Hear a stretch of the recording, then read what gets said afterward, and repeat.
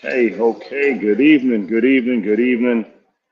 We're doing this from the road, y'all. And that's how we do. This is exactly how it all happens here at Kairos. Michael Blake, founder, CEO, president, Kairos Democracy Project. Thank you for joining us on tonight, on absolutely historic night that is happening across the country, across the world, and the determination on who wins not just one seat. This is not just about the presidency. It's about what happens in the U.S. Senate and about the U.S. Congress. It's about the state house races. It's going on in proposals, ballot proposals across the country. So many different critical pieces that are happening all simultaneously. Joining us here tonight, we are here for our Kairos 2024 election night coverage. We are grateful for all of you for being with us and rock with us over the years and all that has been happening here. Why are we doing this? Kairos means it's the other definition of time. It's the opportunity to create moments. And you can't tell me that this is not a historic moment for us to make things happen on collectively here. You're going to have a lot of updates tonight, everybody, from many of the battleground states, Pennsylvania, Michigan, Wisconsin, North Carolina, Georgia, Arizona, Nevada. You'll have it all, and critical things that are happening simultaneously. We're learning about pieces as it relates to what's going on with our indigenous brothers and sisters and Navajo Nation. We're learning about extension of opportunities for people to vote because of bomb threats, fake bomb threats that were happening. We're talking through how we're addressing mis and disinformation as well. All these different pieces are intertwined in the work, in the efforts, and we are ready and we're excited to make this happen for and with you, everybody. Again, KairosDemocracyProject.com, KairosDemocracyProject.com. Taking this call and this Zoom right now from DC. I'm live from DC here and all the updates right now. Let me bring in some of the crew so we keep this party going. I'm not going to do this by myself, We want to make sure everybody's happening. Shout out to my entire team, the entire Kairos team. Thank you for rocking with us, to Corinne and David, to Amani and to Bree and to Marley and to Kate and to Sarasso and to Raven, Io, Jeff, Amy. I'm just grateful, beyond grateful for everything you're doing. And we got so many that are going to be rocking with us tonight. Uh, Steph Brown holding it down for us in Philly, Dr. Khalila Harris out of DC, Robert Familia out of DC. So many people. We're just grateful for you, forever grateful for you, indebted to you for what you do all day, every day. Julie Thompson out in the great state of Michigan and her Spartan pride. We're excited about all that's happening here. If we can, right now, thank you for joining us. We're excited that you're here with us, everybody. If you have questions for the chat, put them in the chat. Oh, about my shirt. People ask about the shirt. I don't have the right to do nothing. There you go. You can appreciate that. I don't have the right to do nothing. That's what's happening here. Shout out to the team in DC. I know you have the event going on. Shout out to my crew at HQ, the U.S. of Culture, United States of Culture, to John and Mike Burns, to Nani, the entire crew. We're grateful for you all day, every day. Let's get straight to it. Let's get to some of these states and what's happening, and also some national updates as well. Would love to bring in right now. I know Steph Brown been holding it down for us in Philly. Julie Thompson out of Michigan as well. Let's keep that vibes going. See, I told you that Spartan pride. People in there, they're people feeling good out there all day, every day. Um, Thank you, both of you. Brilliance all day, every day. Black, brown excellence all day, every day. Would love to hear some information on what you have been seeing in your respective places, national and local. Let's also bring in Dr. Khalil Harris as well. So we do this four box out here, and make sure I don't say anything crazy. There's two lawyers on here, so Steph and Khalil are going to hold me down. Make sure I don't say something crazy out here right now in the Kairos Democracy Project. So let's start Pennsylvania. Steph, highlight what you've been hearing nationally and seeing nationally, what you've been seeing on the ground. Of course, you saw some pieces in Allentown, Reading, other things like that. Then we go to Julie. Let's talk about what we've been seeing in Michigan, data we've been seeing in Michigan. People can understand that. Dr. Harris, highlight what you've been watching and the work around justice and education and the like. Steph, over to you first. Yeah, thanks, Mike. Can you hear me? Yes, Yes? we can. Okay. So I'll start even before today. I think we've seen unprecedented numbers of volunteers coming to Pennsylvania this last few weeks. On Saturday, I think they had a vote tally of over 2,000 volunteers knocking doors per minute on Saturday. And that momentum is kept up from volunteers all over the country coming to the state to knock doors in both the cities and the rural areas. So it was incredible to see all those volunteers and to be out there and to see the reception from people when they heard that we were from, New Jersey or New York or wherever we were coming from, because this matters so much to us. And people wanted to see that, and we're excited to see that, and we're motivated by that. And then I think you think about the different populations here and the Latino vote in Pennsylvania, in Reading, in Hazleton. And we had so many. Mike, your team has been on the ground knocking those Latino doors, making sure they were speaking the language and talking to the right people. And that was also super well received. And, every single vote matters here. And the joy I think that we saw from a lot of people to see us at their doors mattered. And then today, we were in the NAACP war room with the other attorneys there, where across the country, NAACP volunteer attorneys and election protection attorneys working with other organizations just had a really tight shop where, as issues were coming up all over the place, your team was capturing them, other people were capturing them, and everyone was just trying to figure out how best to navigate those issues, work with the system. And what I will say, my biggest takeaway from today is that the system works. We have electoral processes in place. We have judiciaries in place. We have people in place. And oftentimes today, when we saw some of the issues popped up, from those false bomb scares to issues with polling places not working with their tech or whatever the issue was, or printing issues, we saw extended voting hours for people. And in some places they weren't extended, but I'd say on net, it was refreshing to know that our systems are in place and are working. Refreshing indeed. Democracy is still intact, all day, every day, even when people are trying to say otherwise right now. I'm gonna be Vanna Black for a second, real quick. One, I know there's a special guest that's trying to find Dr. Harris. I think Beth Link is trying to find you all in that building there. And then second, my understanding, Jasmine Thomas. Is Jasmine ready to join us right now? I'm here. I'm ready. I'm fired up. How are you guys doing today? You fired up. You fired up. We ready to go. Now, I'm going to have some point of personal privilege right now. You got two black folk Northwestern grads out here. We're not playing around with y'all. Go Cats, black go cats. Cats. Go Cats. Black cats. Now, and when Beth Link joins, we'll have three black cats. But I'm going to let y'all rock. And have those moments here accordingly. Jasmine Medill from Northwestern, and all that she continues to do. Grateful for her. She's going to be leading and co-hosting a lot of this activity here momentarily.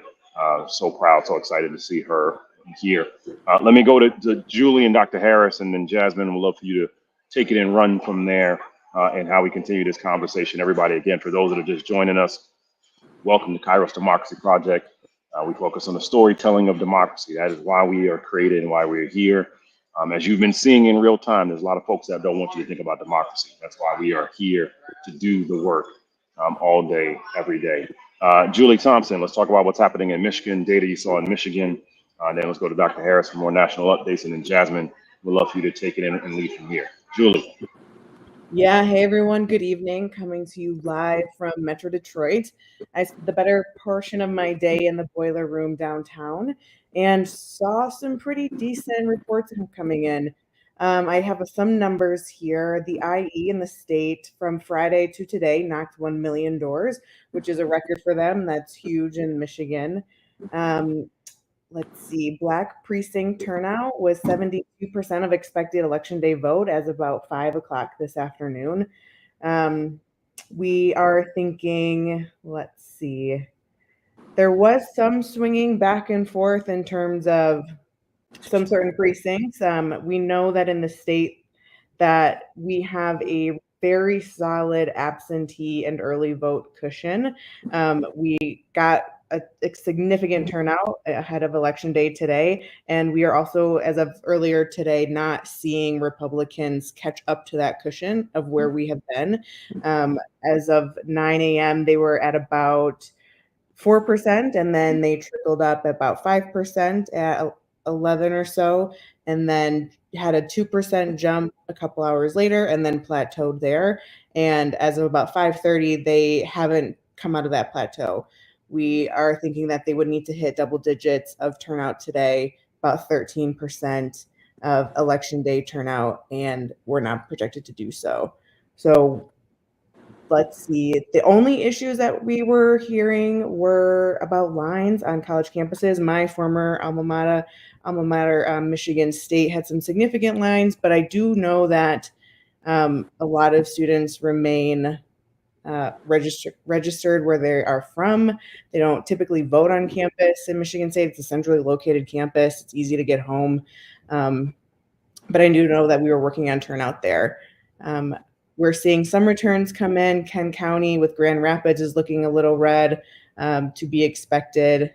But as of what we saw in the state of Michigan, everything was pretty middle of the road. No major surprises were happening. Everything was going as expected. And now we play the game of being as calm and cool as we possibly can as things fluctuate back and forth. Nice. Thanks. Okay. I'll just jump in here and talk a little bit about what I've been seeing here in DC. I have spent the day with the National Bar Association and Barbara Online at the Thurgood Marshall Center, and it was palpable in there. We were receiving calls from their voter election protection line. One thing that I was zoomed in on was related to universities as well. So I have a daughter who is at UPenn, and although we're from Maryland, she definitely registered in Pennsylvania, was able to vote today seamlessly. But we did have some calls from students and from others who were amplifying that the lines they were on were pretty long. We took the time to contact boards of election and make sure they understand that people should be able to vote if they were still in the line. And we want to emphasize this across the board. We know there are states where the polls are still open. If you are in line and the polls have not closed, the election judges will mark the end of the line. As long as you're in front of that demarcation, you should be able to vote. So for example, we had Appalachian State University in North Carolina, in Boone, North Carolina, got on the phone with Watauga County, and they were able to verify that they would be speaking with election judges to remind them that they need to mark the end of the line and that those students in those long lines would still be able to vote after the polls close. We're also seeing a number of issues throughout the day of some states that were supportive and allowing for there to be an extension of polling locations. So in Georgia, we saw that there were some bomb threats that we know came in, or at least the FBI said came in from Russian interference for 2 to 7 different polling stations. And a couple of them were able to get their time extended to be open until for an additional 30 minutes, but there's still folk on the ground making sure that they can push that time a little longer because polls were closed for a couple of hours. And you also have people who might be feeling a little intimidation when you hear that there might be a bomb at the polling station. You're not necessarily going to put your clothes back on and go back. And so that's something that we want to make sure folk are conscious of, that you have a right to go and cast your ballot. And you will be protected. We've heard some folk, including in Philly, making sure people know if you F around, you'll find out. And so we want to make sure that there will be protection for you at our polling stations, and there will be people watching to make sure that your votes are protected. Another thing that we saw was in Camilla, Georgia. You had some folk who were gathering to form a mob because of the special election they were having there. And those kinds of things really can be disruptive, again, making people feel like they don't want to go to the polls. And that was able to be dissipated. Folk got in there and got what they needed, and they moved out.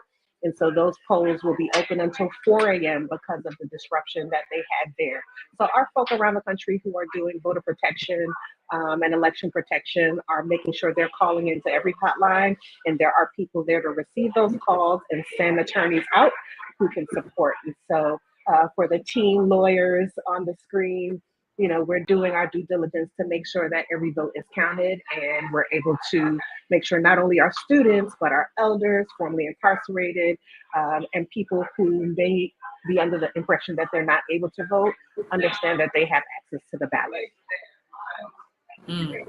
Wow, that's huge. That's huge. I think it's so, I think it's kind of sad that, this election is, even though the bomb threats have reported to have been false, it should still be peaceful. We should still be able to peacefully have our voices heard in this election, and not necessarily be disrupted. We want whoever is going to win. I know who I want, but we want it to be fair and square at the end of the day. That's right. So, That's right. And we're seeing one candidate already preempting losing one of the swing states, and trying to articulate that, oh, we're starting to see theft, or you're starting to see that you're not winning. And so we want to make sure that people understand, keep voting. Don't allow what you're hearing in the news to deter you from the East Coast. If you're on the West Coast or in the Midwest, get out there. Every vote counts. And we want to make sure that your voices are heard. But, a bomb threat or any threats of violence are undemocratic. They are not supportive of a democracy, a strong democracy. And frankly, when people are losing, they use those tactics to cause disruption. And so everyone should continue to get out there and vote. You have people on the ground who are there to protect you. yes, absolutely. Keep fighting, guys. Keep fighting. Thank you guys so much for these updates. I really appreciate it, guys. So next up, we have Miss Nirvana Crew. How are you doing today? I've had better days, but reporting live from North Carolina outside the Josh Stein Vice President Harris event. I had to find a little quiet area. It's so much excitement going on. In case you're not aware, they did call for Josh Stein. We did defeat Mark Robinson in the governor's race. So I just wanted to uplift that information for those to understand that Mark Robinson is gone. That's one less thing that we have to worry about when it comes to a what does he call himself? A black Nazi Republican that, was contending to be the governor of the great state of North Carolina. So I just wanted to let everyone know they have officially called that race here in North Carolina. We are keeping a close eye on a lot of the other numbers that are coming in for our down ballot races. Of course, it's extremely close right now with the reports that are coming in for the presidential race. And when I say close, it's like only 40% has come in so far. So from places and areas that to be expected, but from the larger metropolitan areas such as Wake County, where I'm located, Mecklenburg County, Forsyth, Durham, those places have not been reporting just yet to let us know what the numbers are looking like. So right now, I'm optimistic and hopeful that we can pull this thing off in North Carolina. So please keep us in your thoughts and prayers. Yes, we definitely will. So, what are some of the trends that you have seen at the polls in North Carolina today and during this early election? So honestly, we believe a lot of people, from what we could tell, early voted. From the numbers that we saw a lot of people showed up early, which made me happy to see that people understood the assignment. They went in early, voted. We saw that a lot of suburban white women showed up, and they showed up in our favor. I know that the last couple of days, our push has been to try to get at least 300,000 Black people to show up that were voting Democratic on today, to try to make sure that we were able to secure the victory and win for Vice President Harris on today. And Harris is doing well, and with 65 and older voters, which is surprising in North Carolina. That's something we typically don't see here, but that's something we are seeing in this election cycle. So I think the trends right now that we typically, talk about, they're leaning in our direction, leaning in our favor. All right, that's beautiful. So, what I know we've seen a lot of different things regarding the security of voters in the state of North Carolina, or just all over the country. What has that looked like for North Carolina during this cycle? Believe it or not, because we started having these conversations early and often about security, we've had a lot of our C3 partners that have had early, election protection calls. They've had They were in a boiler room today. The hotline by midday had maybe about 1,000 phone calls about any type of voter intimidation information coming across the state. So because a lot of people did vote early, today it was not nearly what we thought it could potentially be. But I do know that we haven't had many issues with when it comes to security. But it's always one of those things that, when we get the results in and when Harris does win his thing, I think that's what we really have to be concerned about, the aftermath and the fallout when it's called for her. Yeah, no, that's huge, and I think I want to touch a little bit on the young vote this year. Yeah. Just me being a young voter, I have seen on my social media. I mean, every single last one of my friends has casted their vote. Uh-huh. So it seems like, from my perspective, that the voter turnout for younger people there's been a surge in young votes this year. So how do you feel like that's affected North Carolina? Can I just tell you that at at UNC Charlotte, UNCC, voters are still in line right now. Wow. App State, 5 hour wait. So the youth vote, the young vote, it's remarkable. And I will say, with the work that I do every day, we had a campus cohort. We were drilling down the importance of how we need to run this ship when it came to our campus organizations, making sure they had all the tools, all the things that was needed and necessary to get out and register voters, to do the dorm storms, to make sure they had all the information that was necessary when it came to voting on campus. We even did an early vote rally at the start of GHO. And if you're not familiar, North Carolina A&T, their homecoming is called GHO, the greatest homecoming on earth. The first day of early voting was the kickoff of their homecoming festivities on that Thursday, October 17th. We were on that campus marching first-time voters with Claudia Jordan to the polls. Claudia was able to scoop up 5 to 6, young adults that had never voted before, voted in their very first election as a result of that march that we did on that day. And right now, I'm excited about the youth vote. My son is a 19-year-old college freshman who came home to early vote because his mama don't play that. And I'm just excited to see, pretty much the impact that this election has had on so many. And just knowing that if, in fact, they didn't come out to vote, you were just, leaving too much at risk and too much at stake for your future. And I think that the youth of just this generation, they get it. They understand it. Right. No, I definitely would agree with that. And in such a polarized election this year, I think that heightened the amount of, importance and that the sense of urgency for not only just young voters, but just voters in general. Yeah. So do you have any like current data as far as like how North Carolina is performing? So the last we got was within like the last 15 minutes that I had to step outside. The last I had was we were 40% in.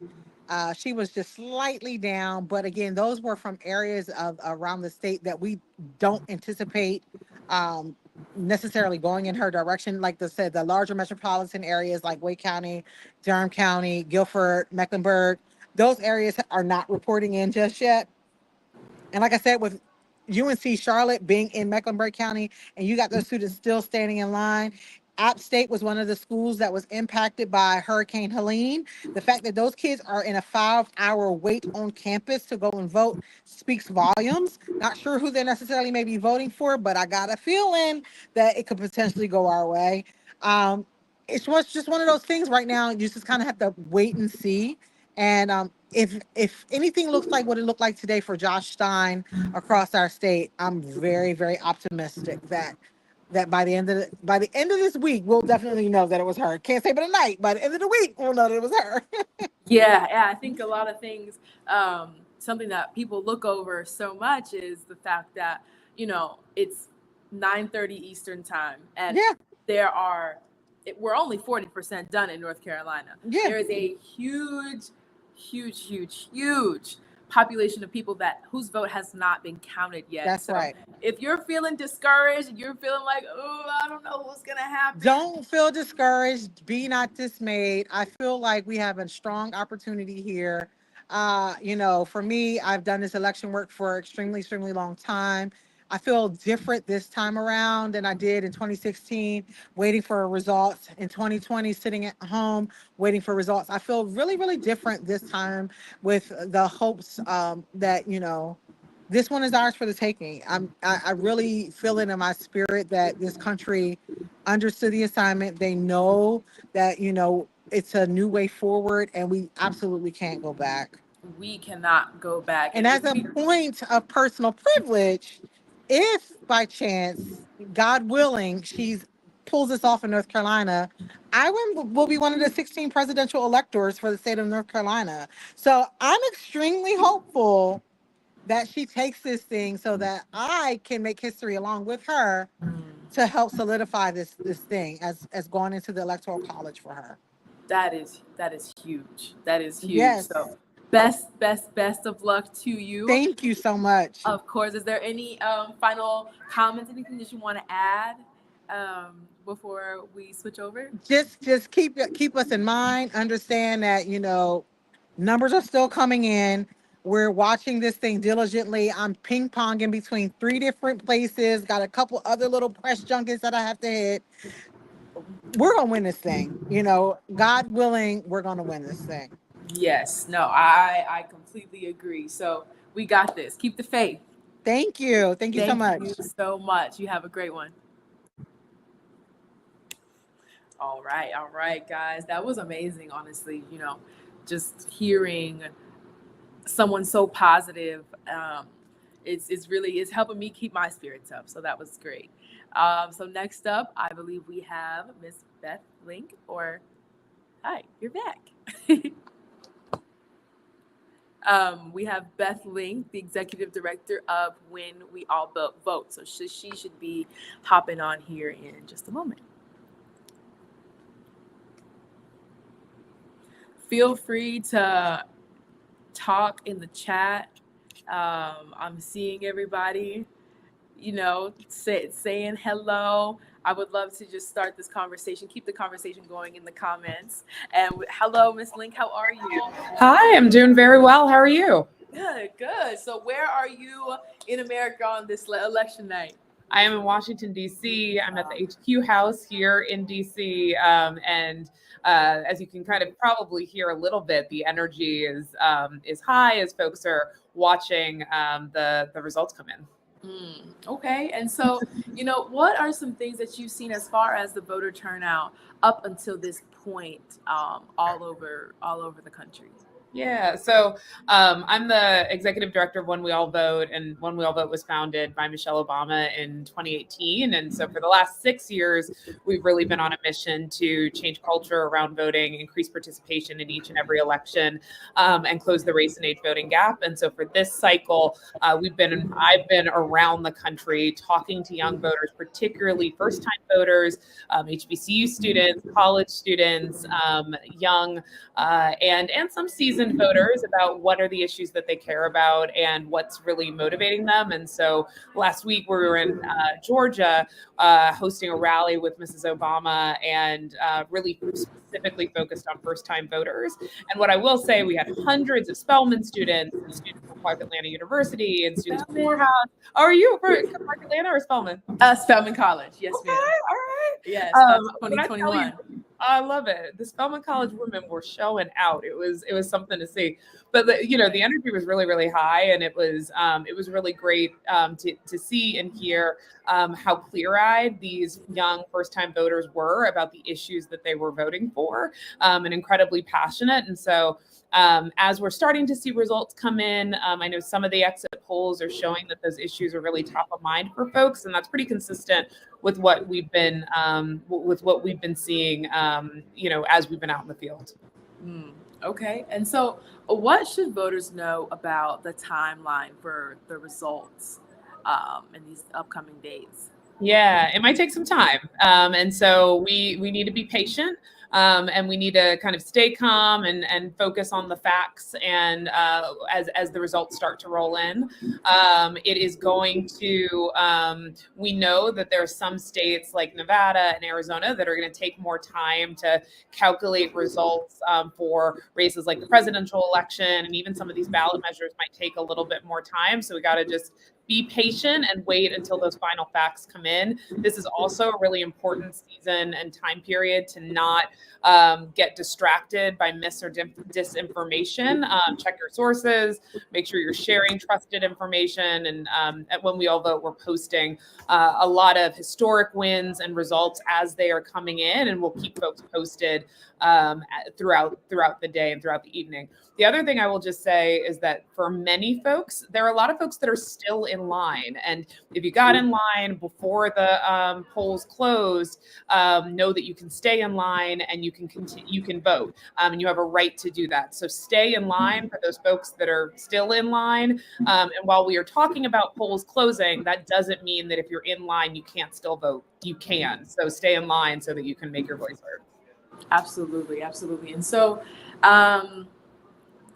what do you think? What can you talk about as far as the climate of just, I guess, across the country? Yeah.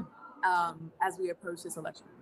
Yeah, well, we are a nonpartisan organization, so we're really focused on what are the issues that folks are caring about, and what's really motivating folks to take action to make their voice heard. And I think the climate, what we are seeing again and again, is that the issues like the economy, reproductive rights, climate change, are all gun violence and safety. All of those are on the ballot, but also very top of mind for voters. And some of the exit polls are already saying that. I know that folks are energized and excited to make their voices heard, but there's also, a lot of anxiety that may come with the election season, and particularly election night. And to that, I would just say, check in with yourself. If you need to step away from the news, you can do that. It's kind of hard to check out on a night like this, but there are resources available. We actually partnered with Headspace on a Politics Without Panic resource hub that is available on Headspace. So if you need to get a meditation, take a beat, do that, because participating in our democracy is important. It is absolutely critical, and but it should not be traumatizing or I'm sorry, I think we lost audio. Maybe it was the headphone. Yeah.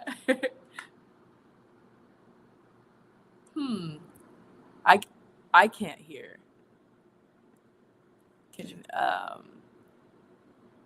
All right, can you hear me now? There we go. Yes, we hear you. Oh, okay. Go ahead. Oh, go ahead. No, I was just going to ask you, I think it's so important, especially with this mental health wave. There's a wave of just raising awareness about mental health and how things that are so impactful on our future can really take a toll on that. So how can people learn more about the partnership that you guys have with Headspace from here on out? Yeah, so you can go to Politics Without Panic. You can just Google that on any browser, and you'll find it with Headspace. Or if you have the Headspace app downloaded, you can go to the Politics Without Panic tab, which is available on your homepage. And there's resources, meditations, and specific tools and tips and tricks on how to navigate this election season. And let's just say it takes a few days for the final results to come in. For those of us who went through that process in 2020, it is very stressful. And so taking a moment to breathe, to unplug from the news if that's a thing that you need, or to otherwise manage, that's really important, because in places where we might see places where there are runoffs, and that is going to require another checking in, leaning in, making sure that your friends and your family are registered to vote and have what they need to participate in that process. So we can't burn ourselves out. This is, democracy's for the long haul, and tonight is a really important night, but we are also going to continue to have conversation about what's next after tonight, whatever the outcome is. Right. Absolutely. Okay, perfect. So is there anything else that you would like to add that you would like for the people to know before we switch over? Well, I would just say, tonight is, I am really excited in particular to see the voice that young voters and first time voters have tonight. We're starting to, and tomorrow we'll have a better sense of what the exits say in terms of what turnout was like for young voters and for our voters of color across the country. But from the conversations that I've been seeing with on the road, we had our Culture of Democracy tour. We were at music festivals and sporting events and on college campuses themselves. I've been seeing a lot of energy, a lot of young people that are really passionate, and I'm optimistic that they're really making their voice heard today, and we're going to see that bear out in the results.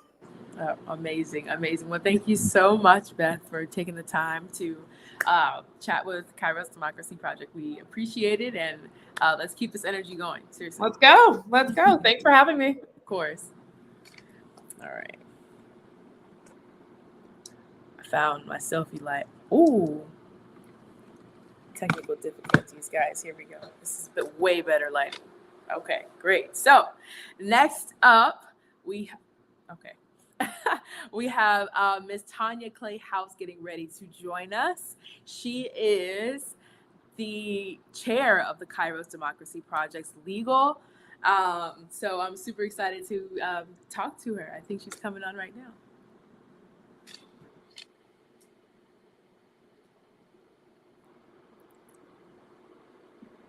No, we can't hear you. Not yet. Okay, can you hear me? Yes, we can. Yes, we can. Welcome. How are you? Right. How are you doing? I'm maintaining is what I can say right now. Maintaining. We got to keep the spirits up. Keep the spirits up. We're just starting off. Yeah. Feeling super good. So tell me a little bit about you and what you've been doing for this election or leading up to this election.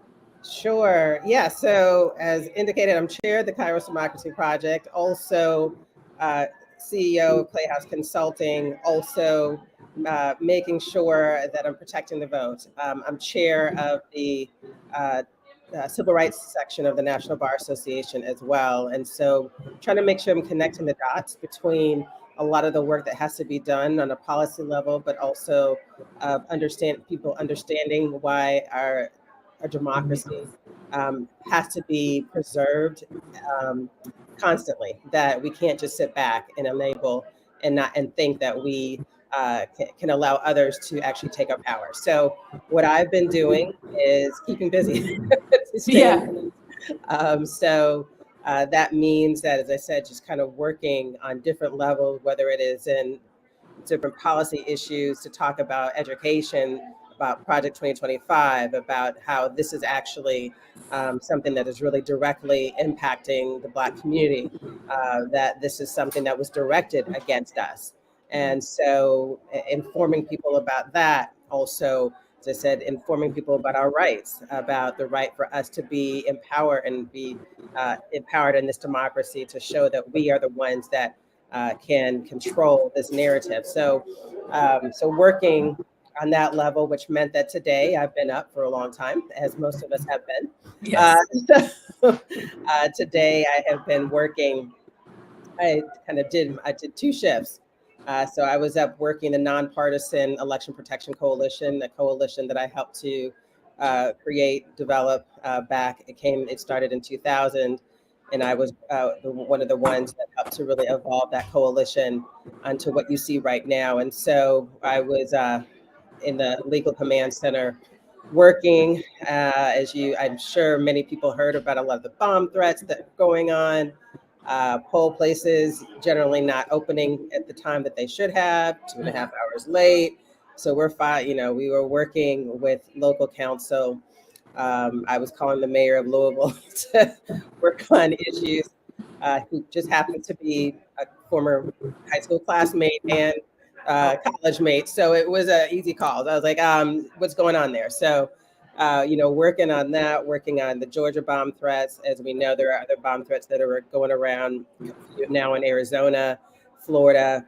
These are things that we know have our attempts to intimidate voters and to tell them that they don't have that they should go home and that they should not be participants in our democracy. And what we've been doing is reassuring voters these are not credible. Don't let this take away your power. And so we've been working hard to not only make sure the polling places remained open, which is why you saw and why you've seen a lot of polling places that remained open in different states, in Pennsylvania, in Georgia. We were trying to get them open to remain open because even though they were 2.5 hours late in Louisville, we had people that weren't able to vote because they couldn't get their stuff together with regard to the voting machines and the electronic ballot. So did that, was there working on a number of issues there, and then split my time and then went to go work for the party. So, to work here in Virginia. Oh my gosh. Wow. So So you have been busy. been busy trying to, make sure to secure the vote here in Virginia as well. So work in the boiler room here and responding to calls as needed, but still making sure that connecting about some issues, some other voter intimidation issues that we saw going across the country that I was in touch with the Department of Justice about, speaking with Assistant Attorney General Kristen Clark and making sure that we're getting responses and, that people know that we're out there trying to make sure we're protecting their right to vote. Mm.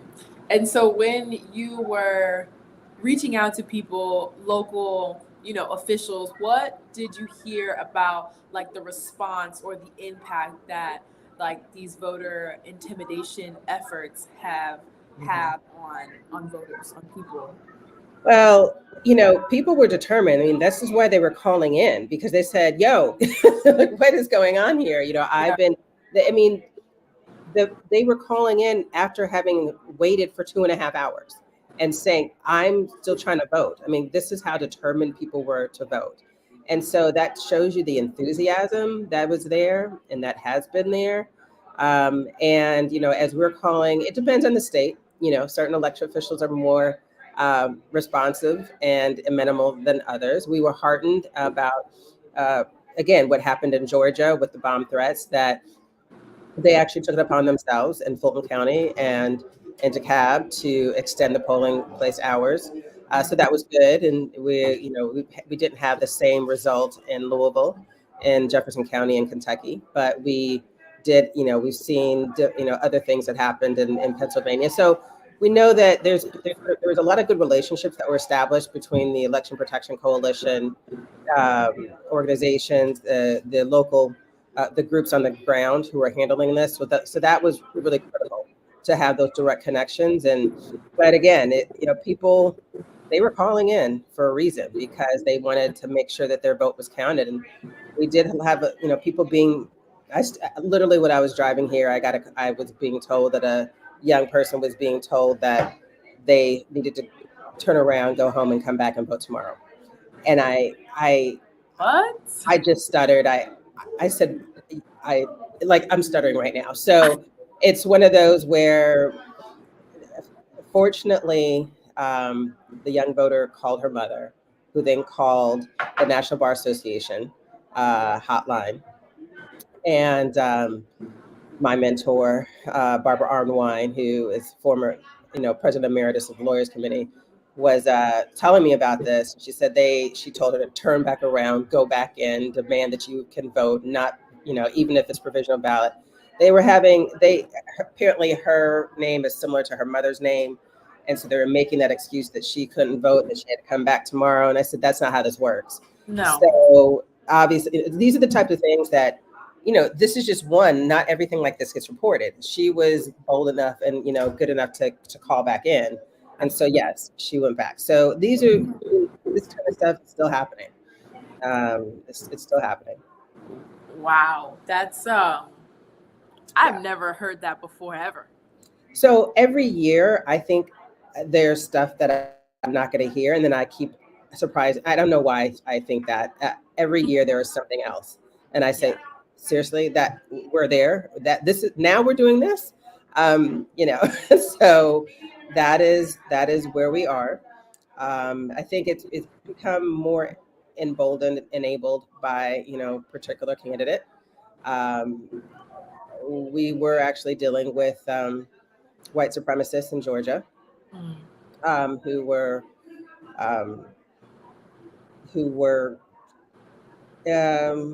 calling for the lynching of the mayor in it was, uh, Camilla, Georgia. Yeah. So we were, working with the Department of Justice and police there. So fortunately, the mob went, diffused, but this was an issue, which, really targets, it just makes people intimidated to even go out, right? Absolutely. So these are the types of things this is why we're here. We're here to let people know we're glad. We want to get the numbers out. This is, 866 Our Vote has been out there for over, almost 25 years, so we're trying to make sure that people know that we're here to protect their vote. Yeah. Wow. Yeah, it's really sad that in 2024, almost 2025, it seems like in some areas there has not been change. But it's good to hear that there are people who are like, I'm still gonna fight back. It sounds different. Yeah. Fight back. I think that's so commendable. Yeah. So that's what we look at. That we're glad that people knew enough to call, right? And knew the number, knew that they could get some. They questioned. They said, "Is this right?" And they're like, "No, that's not right. So go back and don't do that." And we've had other instances, stuff throughout the day. I mean, both on the nonpartisan and partisan lens that we were looking at, and that I was seeing that was happening, and people were. A number of things happening here in Virginia, so that we're trying to figure out why people were not showing up on the voting rolls suddenly, or why a lot of people were coming up saying that they had already voted for no particular reason, and so there's trying to deal with that, and had to have the clerk step in, and then miraculously the tag goes away that they haven't voted and that they have voted. So we don't quite know exactly what was going on there, but we generally have machine issues as well, tabulation issues. That is, something that else that tends to happen across the board, and we always encourage and have said this every year. There needs to be, more sufficient poll worker training. Because we have poll workers. I'm trying to remember where this was. Oh no, it was in Virginia. Yeah, poll worker was telling women and women's children to make sure mommy votes the right way. That was immediately rectified, needless to say. As it should have been. Yeah. So these are the type, so I could go on and on. Let me just say that. There's a lot. I'm sure you've seen a lot. And so, one last question I have for you is, how can voters verify that their vote was counted correctly with all of the issues that are happening at the polls? I think you should have confidence that your vote will be counted. I said, let's start with that premise first. That our election system is safe. It is secure. We do, there's a lot of mis and disinformation out there about our election process and our system not being secure. And that's simply not true. It is secure. What happens at times is what's going to happen is that, okay, some things are caught. And so that's natural and they're fixed accordingly. If there's it's a problem with tabulation, then they have processes in place to make sure that they're hand counting or to make sure that things are being scanned the right way. Sometimes the scanners aren't working right. But I think let's start with the premise that your vote is secure. Now, if you voted on a provisional ballot, then what you want to do is follow up, because in many places you have to actually follow up to ensure that to make sure that to provide additional information to make sure that your provisional ballot is counted. And so what you should do, if you did file a provisional ballot, make sure you follow up in the following days. And so but everybody else who voted regular ballot, you voted absentee, you can actually check that.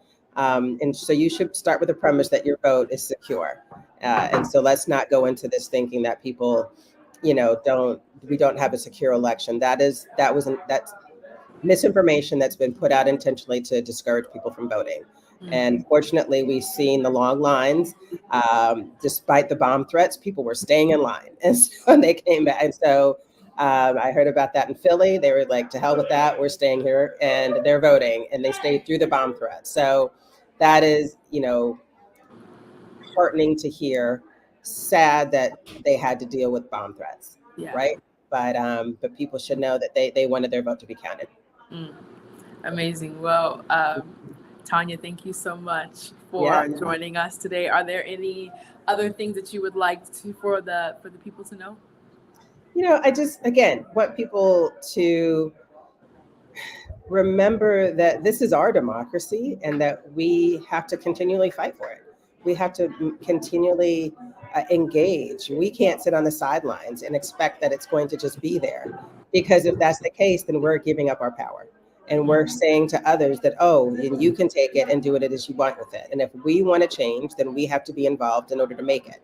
And that goes from not just voting in the presidential elections, but voting for state and local elections, because that's what will affect you, impact you immediately. So my advice is to continue to stay engaged. Don't just, you voted for, in this election, and everything is not going to be immediate gratification. We already know that with today about how this. At the same time, we know that change, can take time. And so even if you vote today and some things don't turn out the way you want them to turn out, doesn't mean that things won't eventually change, right? So you have to continue. I encourage people to do that and work with those. Work with people like yourself and others and KAIROS Democracy Project, and to make sure that they're educating engaged and protect that right, and to talk about intersectionality issues that now we can all understand why it's so important for us to know how this process works. Amazing. Well, thank you. Thank you so much again. Thank you so much, Ms. Tanya, for coming to speak with us. And next, we have Mr. Jamar Brown. How are you doing today? I'm well. How are you? I am amazing. So, as the people can read, you are the executive director of Color of Change PAC. Can you just tell us a little bit about who you are, where you're from, and what you've seen at the polls this cycle? Yeah, well, again, my name is Jamar Brown. I'm the executive director of the Color of Change PAC. I grew up in Charleston, South Carolina. So I don't know if we have any Carolina folks, whether it's north or south. I'm not going to get into that battle tonight. But grew up in Charleston. I actually lived in Texas for the last almost 10 years. I was the former executive director of the Texas Democratic Party. So in the last couple of cycles. And then now I'm right in D.C. So just like Beth and Tanya and all the other folks, as well. And you had so many great folks, who even just preceded me in particular. But at Color of Change PAC, we reached 7 to 8 million Black voters, particularly. And our PAC, we particularly focused on engaging low propensity Black voters. And in this year, what was particularly important for us was, how do we talk about the real issues that Black people are facing in communities? And the thing that you have to realize is that Black voters, as we all say all the time, are not a monolith, right? And we don't only just care about criminal justice. We don't only just care about voting rights, right? Those are important to our well-being and how we show up and participate in this democracy. But we care about the child tax credit too. We care about maintaining healthcare. We care about reproductive rights, right? We care about public education and all of those things. And so what we saw across the country, and we worked in 9 states this cycle, and what we saw across the country was a real yearning for change, but also particularly understanding that we didn't ask Black people to just show up because we think that a politician is just going to do something for Black people. We wanted Black people to really own their own agency and their own dominion, and to also say, when you see the stimulus checks that everybody was fighting about a couple weeks ago in Detroit, right? When you see the child tax credit be expanded, when you see Black businesses, Black farmers receiving money, those things happened because Black people showed up. And we showed up for ourselves, we showed up for our families, we showed up for our communities, right? And so it's not the hand things to Black folks thing. It's also about Black people going to the polls, despite bomb threats, right? Despite the barriers that states and even the other side have put in front of us, in order to say, we want ABC, and we're going to elect the decision makers that are going to give us A, B, and C, right? And hold those officials accountable. And so that's what we saw in this cycle. And we actually just released an ad about Donald Trump a couple days before the election, really talking about the danger, not just of Project 2025 and his plans with his cronies, but also just our existence in this country. There's anti-Blackness everywhere you go, and that man spewed anti-Blackness everywhere he went. And a lot, his running mate and a lot of other folks. And so we had to really fight against a lot of that, but also a lot of misinformation and disinformation. But I'm proud that between texting and calling and being on the ground in communities, I was just in Raleigh this weekend. We were at Shaw's homecoming. We did a town hall with some students at North Carolina Central. And the week before, we were in Atlanta. And so we've been, all moving around. But through all of our events and everything, we were able to reach 7 to 8 million Black voters, which, as you all can see, this election is close. It is tight, but it is still possible. Yes. And we're watching these results like a hawk, I'm sure all of you. Yes. And what I ask people to do is also say, let's trust the election workers. Let's let them, I know y'all are anxious, but let's let them do their jobs and make sure that every person who votes, because there's some places that are just closing or people are still in line in the western part of the country, and that every vote is actually counted, whether you showed up in person, early voted, or in today, or that you cast a ballot by mail. So that's what I think. Wow. And so what are some of the key things that you have been telling Black voters to emphasize how important it is to get that vote in? To be quite honest with you, if I may, that this election is really one of the last points for us to stop white supremacy in this country, especially with who is on the other side on the ballot. And it's not even just about Donald Trump. It's also about the Donald Trumps that ran for school board. It's about the Donald Trumps that ran for your state legislature, that ran for Congress, that ran for other offices down the ballot. And so it's also not just the danger at the presidential level, it's also down the ballot. And we're going to see a lot of the Project 2025 plan actually turn into state legislation. And so we actually were telling folks that, they want to eliminate the Department of Education, which is bananas that they would put that in writing, right? They want to get rid of the Affordable Care Act, right? Where, our children can stay on their parents' plans, people can access healthcare. 20 plus million Americans were actually able to add on to our healthcare systems. Now under Medicare, under the Biden administration, you can actually, we actually are able to negotiate the prices, right, for insurance and all of those things. And so we had to really show folks that, no, our country is not perfect and we're still working toward a more perfect union. However, there is progress that's been made and we can't afford to go back. And so we, just as if Kamala Harris is elected, we have to hold her accountable to the things that we need in our community too, and why so many people showed up in this election. And so I think that that's important. Yeah, that's huge. That's huge. I mean, the local election, that is like something that is so overlooked because everyone's always talking about the president. They have lots and lots of power, but they don't have all the power. It's your local government. It's your state government. Your Congress. Those are people who make a lot of the decisions that affect your everyday life, as opposed to the president that's like the highest up that just signs off on what everybody else does, the grassroots that they've been doing. So I think that's huge. That's super, super big to emphasize. Yeah, absolutely. People have to understand that the president doesn't have unilateral power, right? There's, like you said, all levels have to work together. I always say the president proposes and the Congress disposes, whether it's the budget, whether it's policy and legislation. And so that's why we also had to tell folks, you have to vote up and down the ballot. The president can direct and make orders, but we also need the Congress to actually execute. You need your state legislatures, you need your city council members and all, when resources are moving down into our communities, and it goes where it needs to go because we showed up and elected those folks. No, that's huge. That's huge. So, excuse me. Is there anything else that you would like to add? Some things that you would like to point? Yeah, I'll just be quick because I know everybody's been on for a while. I know it's been a long day. I know everybody's tired. I think earlier I had my contacts in and I had one contact in my eye. The other one fell out. I mean, it's been a long day, y'all. I'm sure everybody's, I barely ate. I got my water now. I'm good. But I just want to thank everybody for what they're doing for not just democracy, but for our community.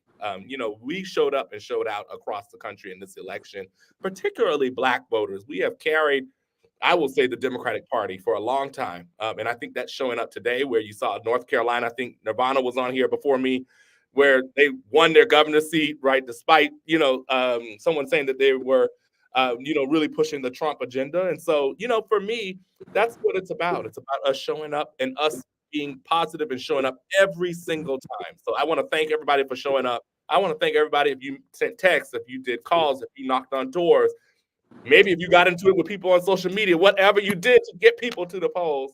I want to thank you so much, because we've been saying for a long time this is going to be close. And I think this is going to be our presidential elections. They're going to be close. But Yeah. Democracy is complicated, but the more we do every single election helps us get better and improve our own lives and in our communities. So thank you all so much. That is right on point. So thank you so much, Awesome. Jamar, for joining us. Thank you so much. All right. Hey, Bree, how are you? Hey, Jasmine, we're doing good. We're holding it down here in Philadelphia, Pennsylvania. Good. Okay, great. So I think we're going to toss to you to speak with the next couple of speakers. So take it away. Awesome. Thanks so much. So as I mentioned, we are here in Philadelphia. We've been on the ground the past week canvassing, calling folks, getting them out to vote. I'm very excited to be joined right now by Commissioner Neal, who's also from Pennsylvania. Talk to us a little bit about what you're seeing here in PA. What's the climate been like? What are we expecting as more results are starting to roll in here in PA? Yes, look, great to see you, and thank you to my friend Michael Blake for bringing me on. Look, it's probably going to reach historic levels of turnout here, and there's a lot of vote to count. And I know everyone's looking at the New York Times needle. Don't freak out. Just chill. Wait. It's going to take us till tomorrow morning to finish counting all the mail-in votes. As you might know, in Pennsylvania, we cannot even start counting the mail-ins until 7 a.m. on election day. So we've got 100,000 ballots, or maybe 80,000 ballots to count that are mail-ins, and those will be done in the morning.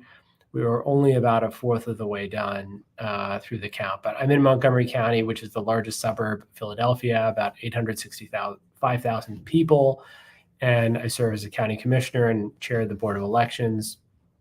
And we've done a lot this year to increase access to the ballot. One of the numbers that I do have already is that nearly 90% of people who requested a mail-in submitted it back to the county. That's out of 193,000 requests, 171,000 are now in the hands of the county, and most of which are still waiting to be counted. So that's 10 to 15% better than the last election. So participation is very high. We don't have a total number of votes on election day yet. People are coming in from all around the precincts, 426 precincts in our county. They're driving into the county seat. You can see this map behind me, but it's a big county. And that's going to take a few hours. So I would say in about 2 hours, we'll have a much better sense of where things stand in terms of the election day vote, and we'll know how many mail-ins are left. But that's kind of where we are in the results. Happy to take any other questions or topics you want to talk about. Wow. So I'd love to learn a little bit more about what do you think has made this turnout so significant or so historical this year? What's changed? Why are people coming out in record numbers? Is it something to do with the younger vote? What are we seeing in Montgomery County specifically? Well, I've seen some early data that suggests young people are turning out in big numbers here. And look, big picture, the campaign spent a quarter of their money on Pennsylvania, right? You could not walk anywhere, turn on a radio.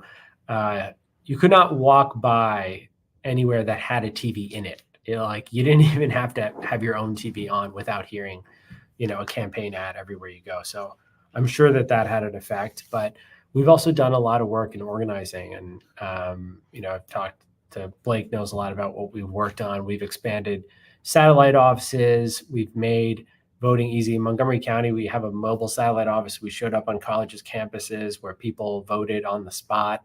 was like a voter van, and all these efforts from elected officials at the local level to really enfranchise and turn out our voters have had an effect. Philadelphia, for example, next door, they had 10 satellite offices for the first time. They're now going to be year round, where people can show up, request their mail-in, and vote on the spot. And we don't have same-day registration in Pennsylvania.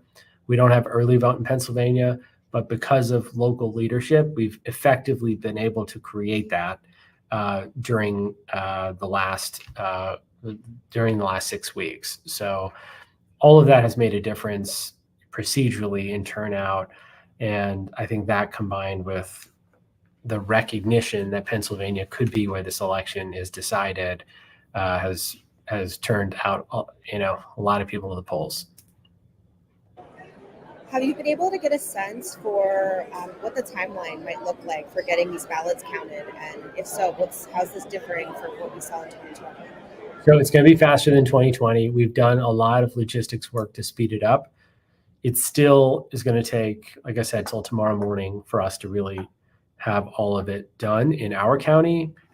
There can be disruptions. Chester County just had a bomb threat, and they couldn't do the count for an hour and a half. And thankfully, they've resumed that, and the threat was not credible at the time. But things like that can happen.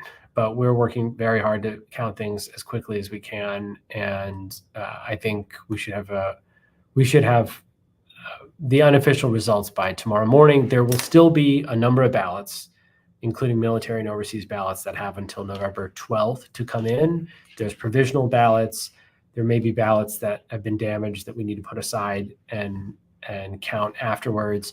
So there are a few categories of ballots that will take longer than tomorrow. So it's very close. Those may come into play.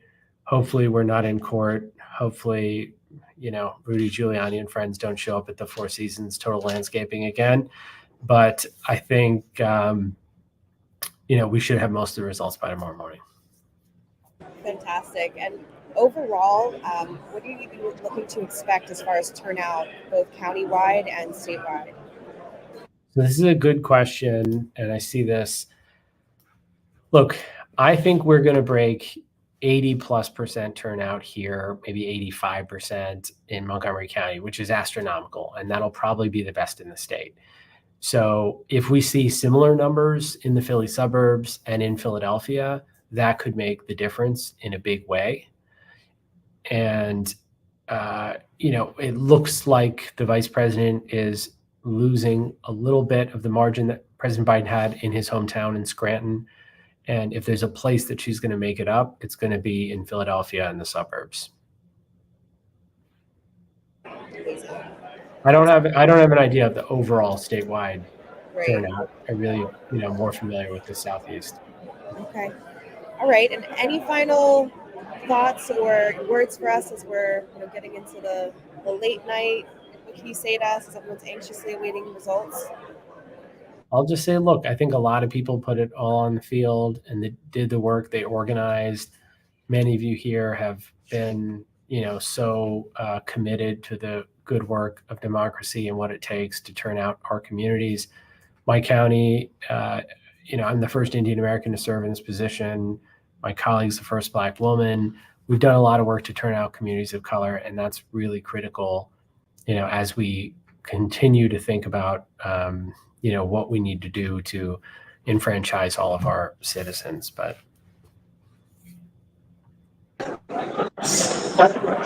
I see my guy here. I had to show him love right now.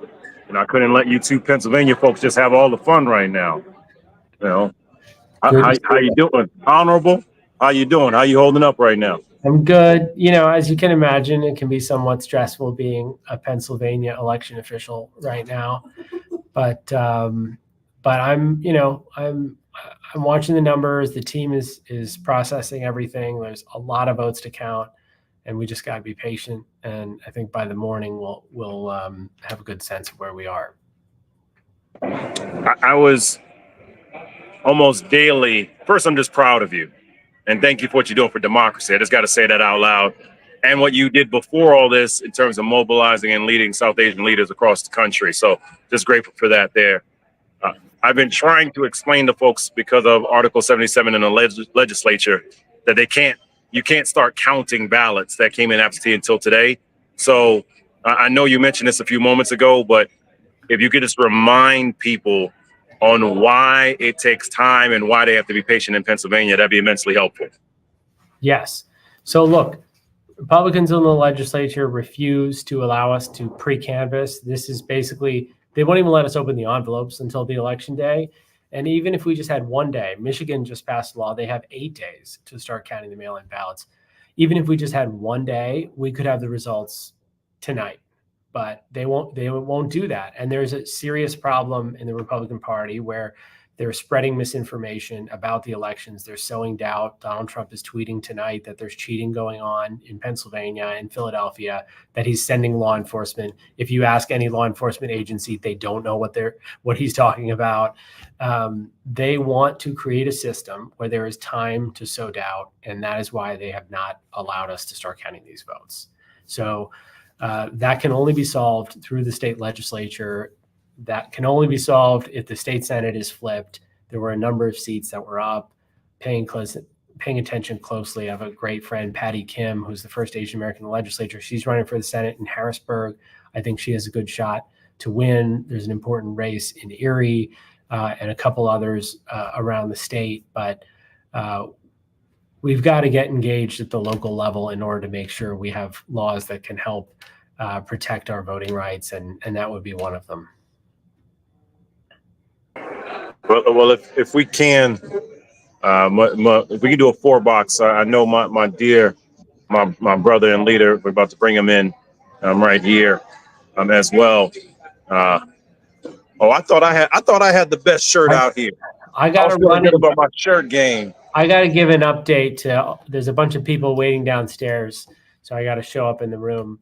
But yeah, it's great to see you and really appreciate everything you're doing. Of course. Thank you for how you're leading, my brother. Appreciate you, Neil. Thank you. Of course. Let's go here now. Saw him up here on the screen. Good evening, everybody. Good to see you all and your faces here. To the hardest working man in show business, which he does get that kind of love because of Las Vegas, Nevada. He gets that kind of love. To our dear congressman and the chair of the Congressional Black Caucus, Stephen Horsford. Thank you, my brother, for all you continue to do. We've been getting updates from all across the country. We've been getting numbers. After you will have the Ingham County clerk who's going to be speaking on behalf of Michigan.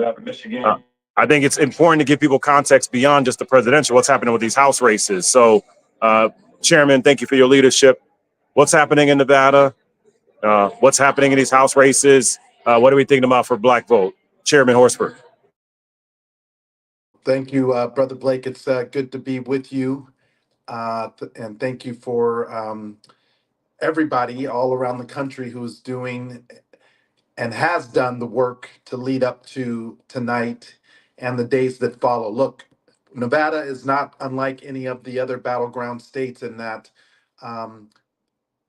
tonight's result is probably not going to give us a clear indication about where things actually stand. In fact, even though the polls closed here 25 minutes ago at 7 p.m. Pacific time, we have polling locations that still have an hour and a half or 2-hour wait, which means that until those polls close, meaning that the voters in line have been able to vote, they do not report any numbers here. We also have one of our rural counties in my congressional district that had some technical issues with their voting machines and are now hand counting the results, which means that that particular county will come in rather late. Another thing that we're seeing here, and I was at polling locations throughout Southern Nevada, Las Vegas, throughout the day, is that we actually have seen the highest number of nonpartisans ever vote. And this is the first presidential election under the new automatic voter registration laws.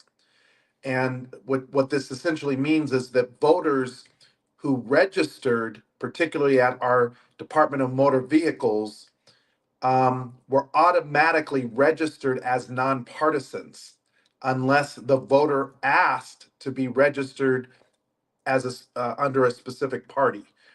The clerk could not ask that question, and so they automatically fell into nonpartisan uh, category.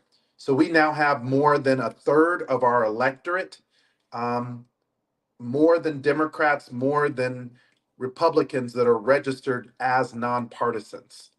Now, what we know is that since the Vice President Kamala Harris took over as our nominee, we have knocked more than 1.3 million doors here in Nevada, 200,000 just in the last weekend alone. And we've had direct voter contact with these nonpartisans as well as Democrats and Republicans through canvassing, through phone calls, through outreach, through text.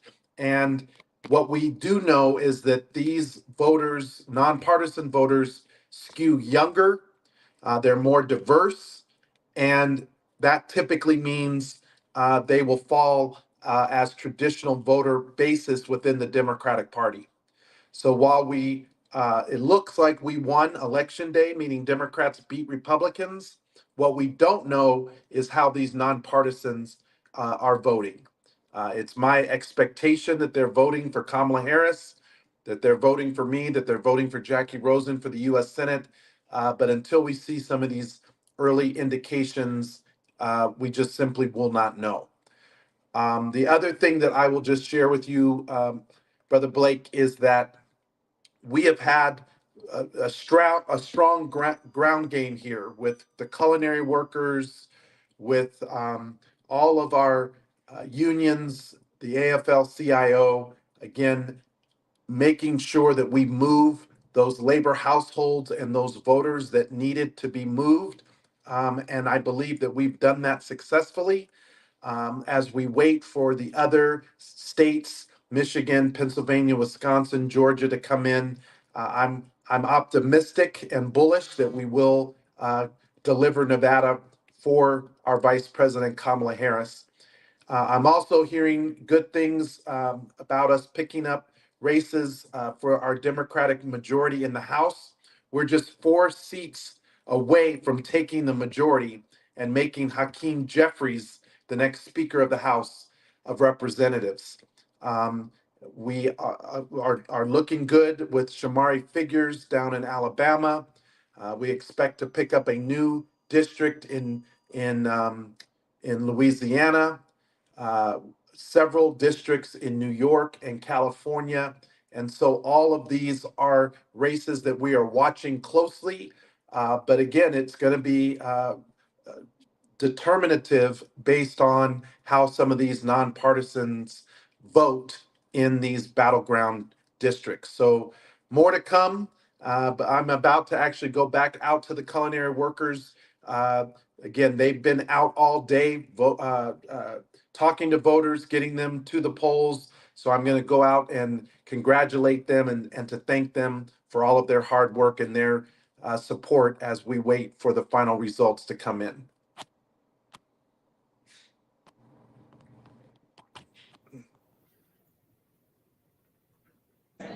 We are grateful for Chair Horsford giving that update from the great state of Nevada. And I don't know, there was no ambiguity in his voice. He said he is bullish on what's going to happen in Nevada when the votes come in. There, as a reminder, everybody, for Nevada, they are a state where as long as a ballot is postmarked as of today and it is received by the 9th, it has to be counted in Nevada. And they have a curing process of curing of ballots that goes until the 12th. And so be mindful of that for Nevada. It intentionally takes time, but that means democracy is working. And to that point of personal privilege, as well as democracy working. My first candidate, and she won. So, we did something right. All right. When Barb Byram got elected to state rep, but now, just like two speakers before, with Neil in Montgomery County, who was leading the elections there, our Ingham County clerk in Michigan, Barb Byram. Always good to see you. Got to see Barb just a few days ago at a great event that was happening in East Lansing.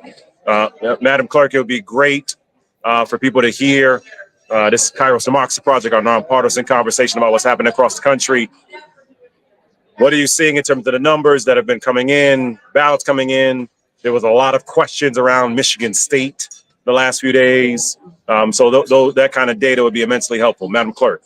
Yeah, thank you, Blake. So in Michigan, Ingham County, the Michigan State University is located in my county. So we had just over 2,000 same-day voter regs in the county. At least 1,500 of those were from East Lansing, which is Michigan State University. Results are coming in slow. This is typical. The out county, smaller jurisdictions, which are my conservative jurisdictions, they're coming in fast because they don't have many people. But my larger jurisdictions, which are usually my more democratic jurisdictions, they're coming in slower. So I have nothing yet from East Lansing, although I've been told that they're finishing up, which usually historically means another hour before I start seeing things trickle in. So nothing yet from East Lansing. Meridian Township, I have 6 of the 22 precincts in. So I just put a link in the chat of the website for unofficial results.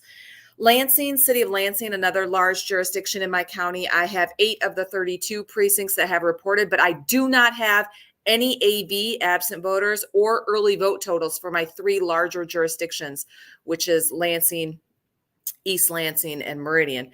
Delhi Township is in. They are always in early. They're a large jurisdiction, but they run a good election. So slowly things are coming in. I'm cautiously optimistic, but the numbers right now, if you're looking at the numbers right now out of Ingham County, they're going to be concerning, but that's because of those small, rural, conservative jurisdictions that come in faster than the larger ones. And so just immensely helpful. So again, just for context, you said there were 2,000 new registrants today. And that was Ingham County as a whole, or that was specifically Michigan State? That was Ingham County as a whole, and I think it was about 1,500 from Michigan State, but that was last time I looked, which I think was about 6:30, and polls, of course, closed at 8 o'clock, and students could continue to register and vote if they were in line by 8 o'clock. Polls closed at 8 o'clock. So I think that number is higher. It's got to be higher. Yeah, you had mentioned to several of us on a call recently around absentee returns, and just the data of it, right? And yeah, essentially, I think it was like 84% had returned. What are you seeing as it relates to 4 years ago, 8 years ago? Because obviously, people are watching TV and they don't have context, right? They're just seeing numbers up on the screen. Right. You actually could have context of what does this mean from 4 to 8 years ago. That'd be helpful. Yeah, so we're seeing less absentee ballots requested, which means less returned just in general based on numbers. But when we're looking at the return rate now of absentee ballots, as of 4:30 this afternoon, I had 90.8% return rate of absentee ballots. So as of 4:30 today, we had 67,917 absentee ballots that were returned. That's gone up because voters had the opportunity to continue to return those ballots so long as they were in the secure drop box or the possession of the local clerk by 8 p.m. tonight. So we're going to see more absentee ballots coming that have come in that are still being brought in and tabulated. So it's going to be over the 90.8% that we had at 4:30 today. But the numbers of returned ballots, the numbers of requested absentee ballots, the numbers of returned absentee ballots is down from 2020, of course, because that was during COVID, but also since 2022, when we started having the no reason absentee voting and everything else. In Michigan, it's hard to really compare our elections because we've had so many changes in the way that we conduct elections, right? So this year we have minimum of 9 days of early voting. That's new to Michigan.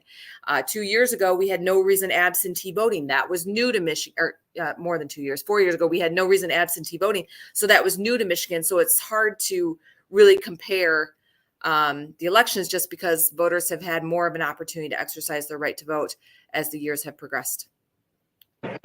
So our understanding, you had nonpartisan races on the back of the ballot for Supreme Court races. Yeah.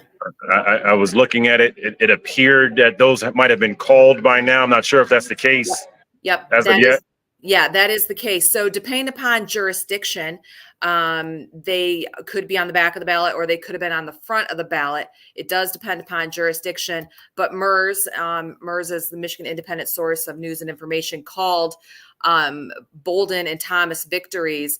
They called that at 9:13 p.m. So that was before I think I even had anything posted yet. So they're getting results from probably Wayne County, which is largest county in the great state of Michigan, and certainly has our largest city of Detroit. So yeah, it looked good for the nonpartisan judges, and just anxiously awaiting our results to start coming in faster. And so for the person who doesn't, again, this is new for them. How does a statewide Supreme Court race get called, but we're still waiting on a statewide presidential race? Well, there are people that they have formulas and they see what larger population centers are doing, and I think they can figure out what the rest of the state is likely to do based on certain jurisdictions. It's interesting being on the election side and not the campaign side anymore. I just report the unofficial results now. That's right. So to bring this home, because you're one of these jobs where you're slightly busy, right? There's a few things going on here. And again, thank you for taking time. So again, for anyone that's just joining us, if you can give a sense of what has come in thus far, and then, timetable, any gauge of timetable of how long, give or take, obviously not holding you to an exact answer, but timetable, how much longer for ballots to come on in from Ingham County and what you think from other places? Yeah, so I'm thinking a bunch of Lansing. I actually know that a bunch of Lansing are on their way right now to me physically, because the memory cards have to be physically brought to me at the county seat. So I know a lot of precincts, 22 precincts, plus the early vote of Lansing are supposed to be on their way to me. On their way to me means probably 45 minutes drive. So I should have them up in hopefully an hour. There are 2 precincts left, plus the absentee county board in Lansing that we'll be posting eventually. As soon as we get them, we post it. We don't hold. Meridian Township is slowly coming in. East Lansing is coming in as well. Michigan loves local government, so it is up to the local clerk to run the day of the election, and I am anxiously waiting to assist in any way I possibly can, especially to get those unofficial results up. So realistically, I've been saying 3 a.m. I'm hoping for 3 a.m. I'm not sure yet. Okay. All right. Well, 3 a.m. y'all. I told y'all to eat your Wheaties, get your vitamins, get some water. Everybody, I've been telling y'all for a while. Yep. Madam Clerk, proud of you. Great for you. Thank you for being on the front lines of democracy. And, for you and others that are doing this work, obviously there's a lot of exit polls that are out there, but I saw one from NBC News that said that the number one issue of voters was the state of democracy.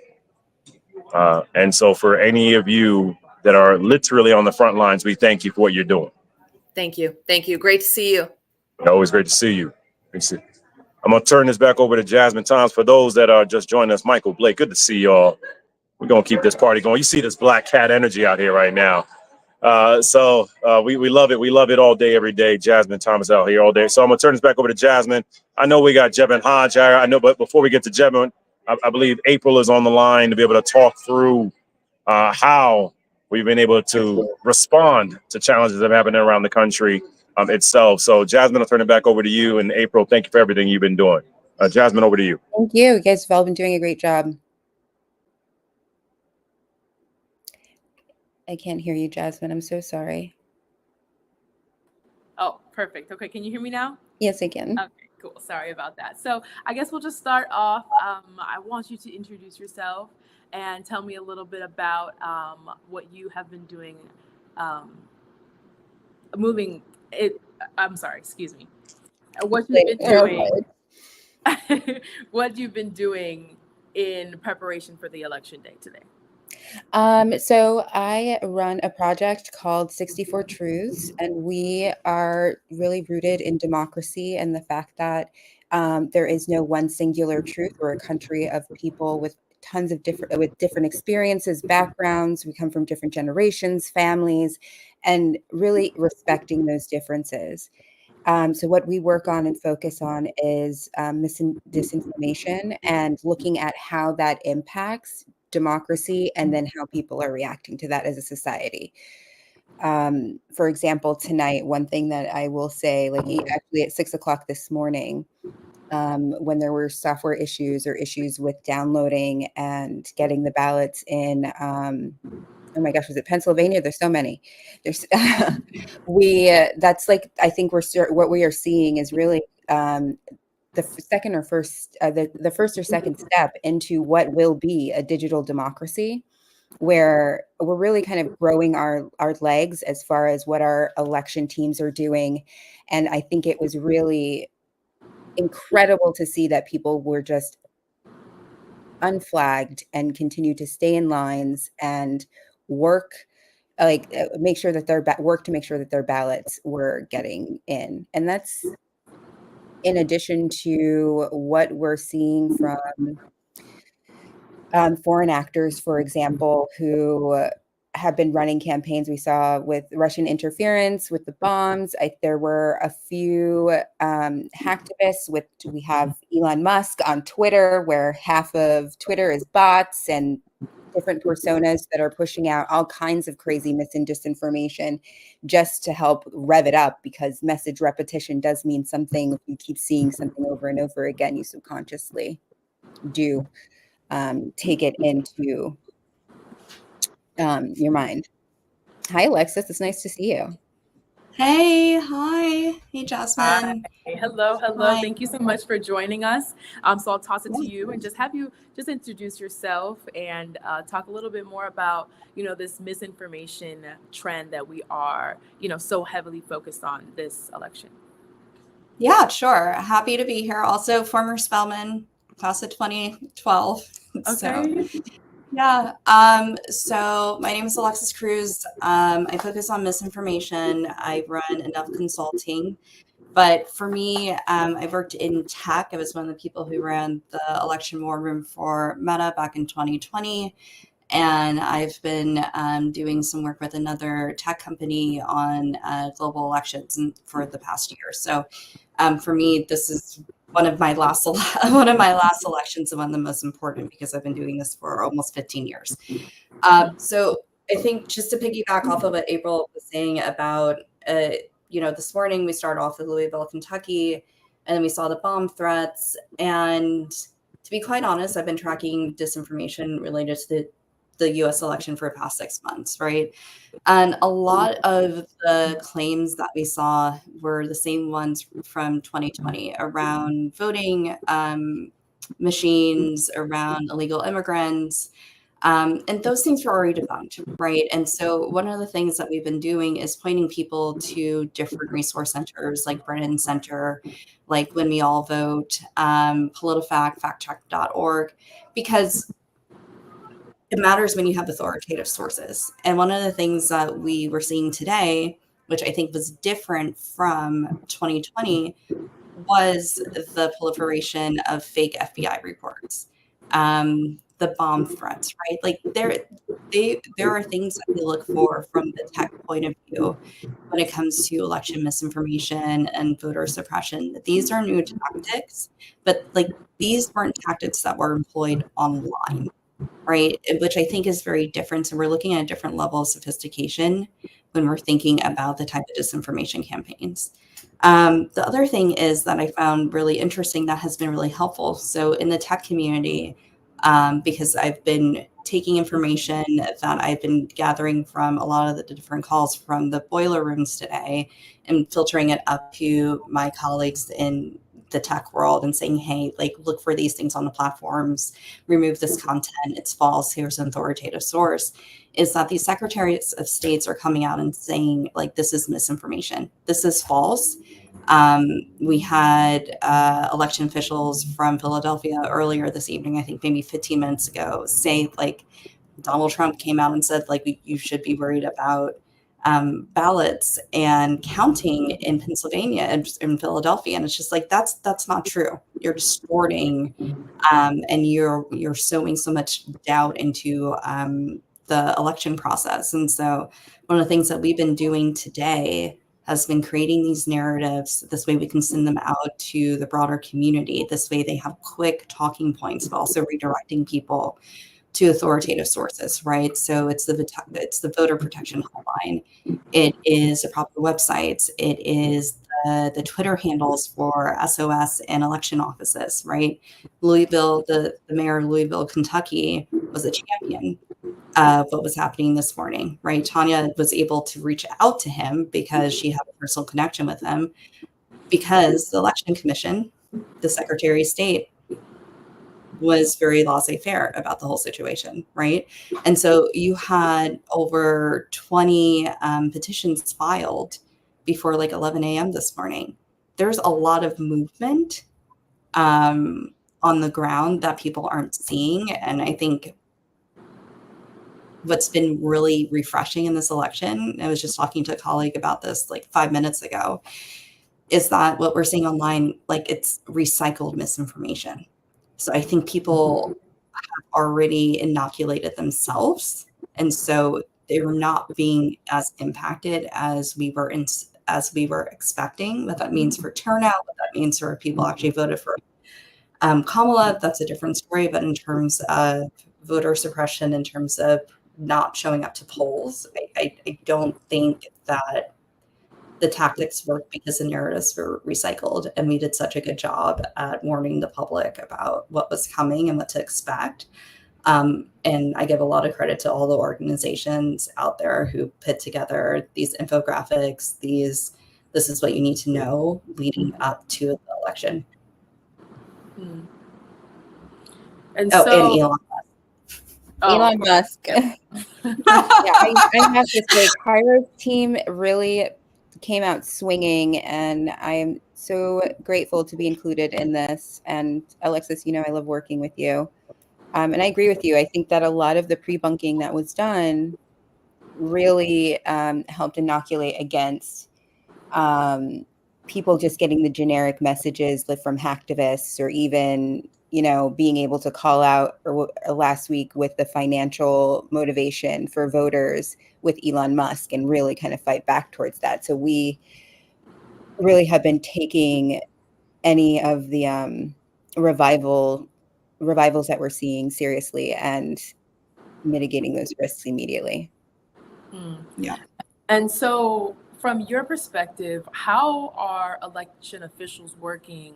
How have they been working to prevent like this misinformation from influencing people? I'll take a stab, because I know April has a lot of opinions about this.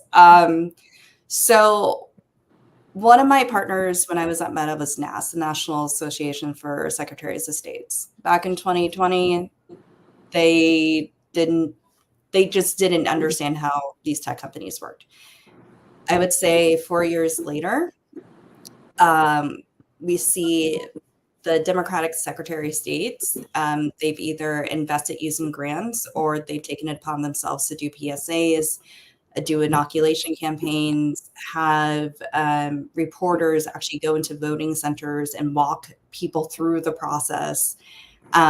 But one of the things I'll point out is that a lot of the states that have Republicans and secretaries of states, they did not do that. So you have a really big divide, which is actually why Georgia is so surprising, right? If there were as many bomb threats in a state like Alabama today, I would not expect the Secretary of State to do what the Georgia Secretary of State did, which was denounce what was happening and call it out for being a Russian disinformation campaign, right? So I think they're playing more of an active role.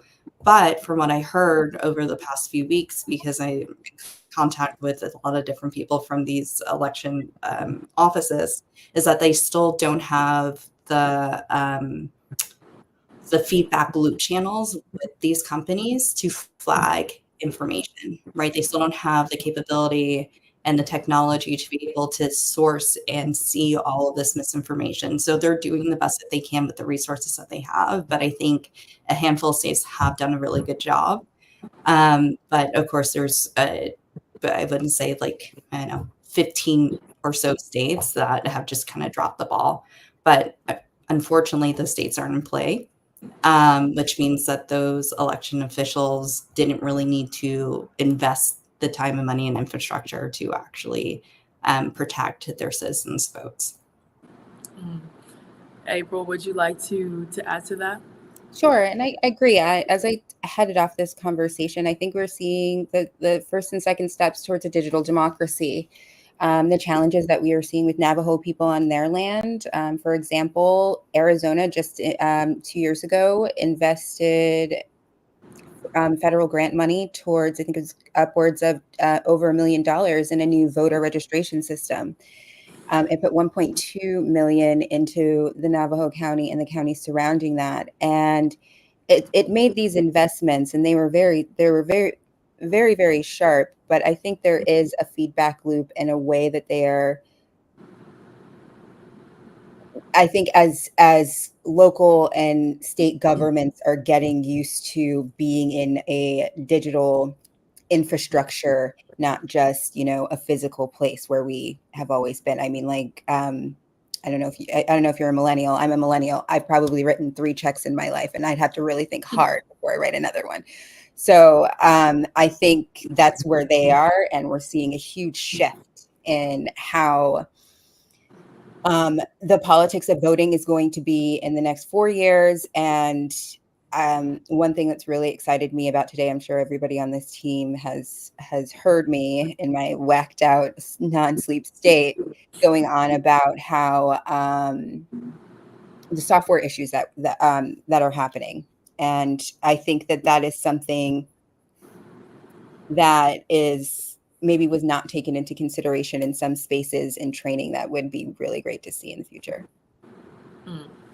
Amazing. And, to that digital point, what role do you guys think, and this is the last question I'm going to ask you guys, what role do you guys think social media plays in encouraging or discouraging voter turnout?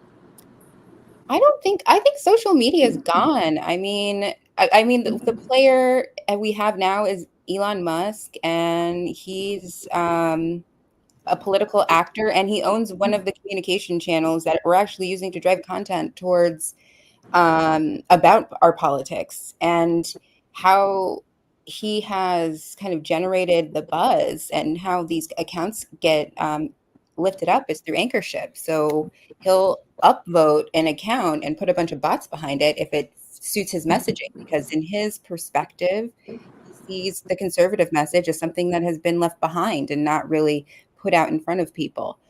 You can disagree or not disagree with that. I personally disagree, but I think that's synthetic data. We need people, and I think there will be a new communication channel that's coming out. That's probably, I don't know, VR, immersed reality, extended reality, but that's a whole nother conversation. I will push back on that because So, I mean, I work in social media, in the social media world. And I think it plays a really big role, but I also think companies or apps like Reddit also play a really big role. I don't think we would have had so many young people turn out and vote if it wasn't for social media.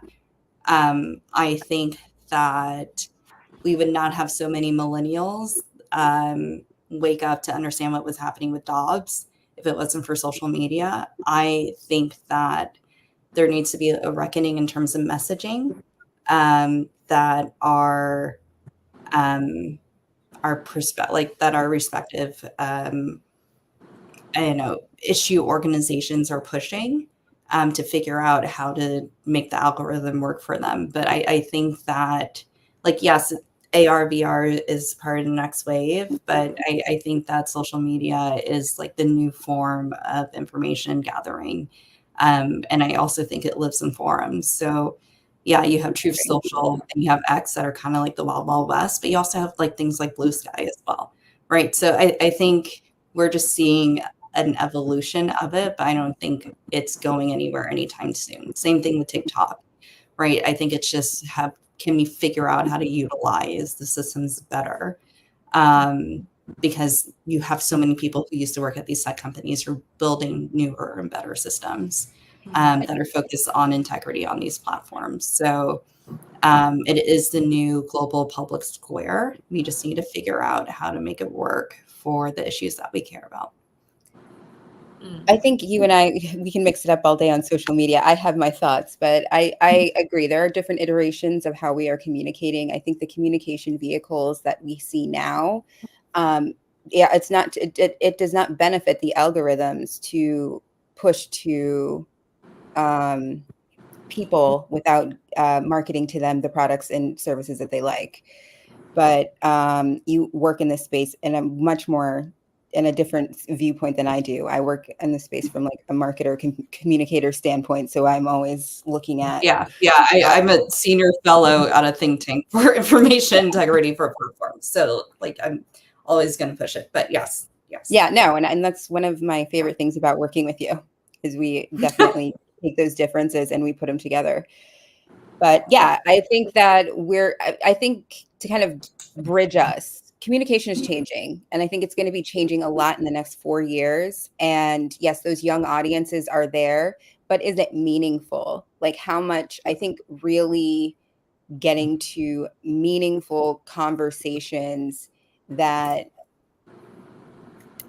can show, I mean, we're showing people now, but really illustrating what it is that voting is, what democracy is. I mean, civics classes have been cut since hell, I was in school. I mean, we had Mr. Feeney dancing around in tights in 1776, if anybody remembers Boy Meets World. We just aged ourselves, and I think on that. I know, I feel really old. Yeah, we are true millennials. Yes, exactly. Mm-hmm. Yes, but look out for more disinformation debunking coming out of KAIROS Democracy Project, because that's what we will be working on over the next few weeks post-election. So thanks for having us. Yes, thank you. Thank you, ladies, so much. I appreciate it. Okay, everyone. So next we have Mr. Jevin, or the honorary Jevin D. Hodge, joining us today. How are you doing today? I'm doing well. How are you doing? I'm amazing. Welcome so much. Welcome to our live stream. I just want to start by having you just introduce yourself. You are, from my understanding, the former Arizona State Representative. Where are you? What are some things that you're seeing in Arizona right now? Absolutely. Jevin Hodge, I'm the son of a single mother. My mother raised my brother and me by herself and taught us everything we needed to know. I'd say that as a beginning message because I'll explain that a little bit later, but I'm a former state representative. I ran for Congress in 2022. It was the 6th closest seat in the country. And if there's one thing that I know about Arizona, it's that Arizona elections take a long time to decide. So I'm currently outside of Tamika Wooten's election day event. Tamika Wooten is the Democratic nominee who is running for Maricopa County Attorney. And in other places, that is our district attorney here in Maricopa County, 4th largest county in the country. And our elections are close.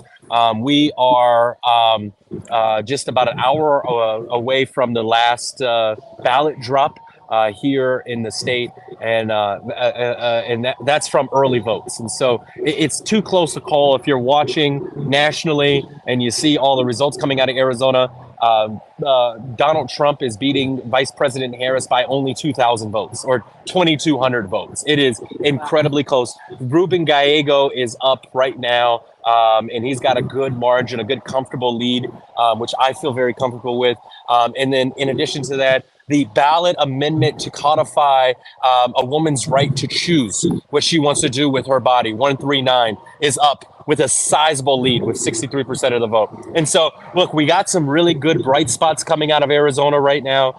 We got some nail biters. It's coming down to the wire. But I can tell you this: Arizona's too close to call. Don't listen to anything that's being said right now on TV. Don't listen to anything that any pundit is saying, because nobody knows. It's going to take us some time to count these ballots. We had good turnout today at the polls, and the way Arizona works is if you received a mail-in ballot and you walked it into the polls today, regardless of what party you are or what time you voted, that's classified as a provisional ballot, and it's counted at the end of the bucket. And so we have a number of folks that walked in their ballots today. We saw a great turnout at the polls today, and so it's going to take a little bit before we see some of the results coming back from Arizona. Wow. Okay. Well, we will be on the edge of our seats waiting on the verdict from you guys. And so based off of what you've seen, are there some specific demographics that you've seen increase or decrease turnout this year in Arizona? I think it's a little too close to call right now, right?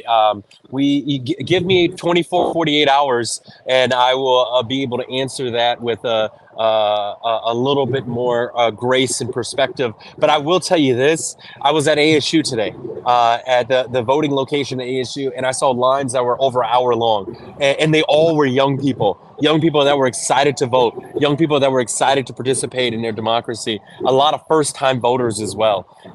And I had the opportunity to share some conversations with them. In addition to that, I was over at the largest community college we have here, Mesa Community College. Same thing. Young people were excited. So if there's one thing that I'm super motivated by right now, is that we saw great turnout at the polls today, and I'm getting reports that young people were coming out in droves, and it's just too close to call. It's too close to say any substantial statements about who did well or who didn't do well, because the dust is still out there right now, and it's still too close to call anything. Okay. And so in what ways do you think today's election results impact the future of democratic engagement in the United States? Yeah, I mean, we hear this every election, right? Like, this is the most important election of our lifetime. Every election is the most important election of our lifetimes. What I think this one specifically highlights is, what does the future of the democratic process look like, right?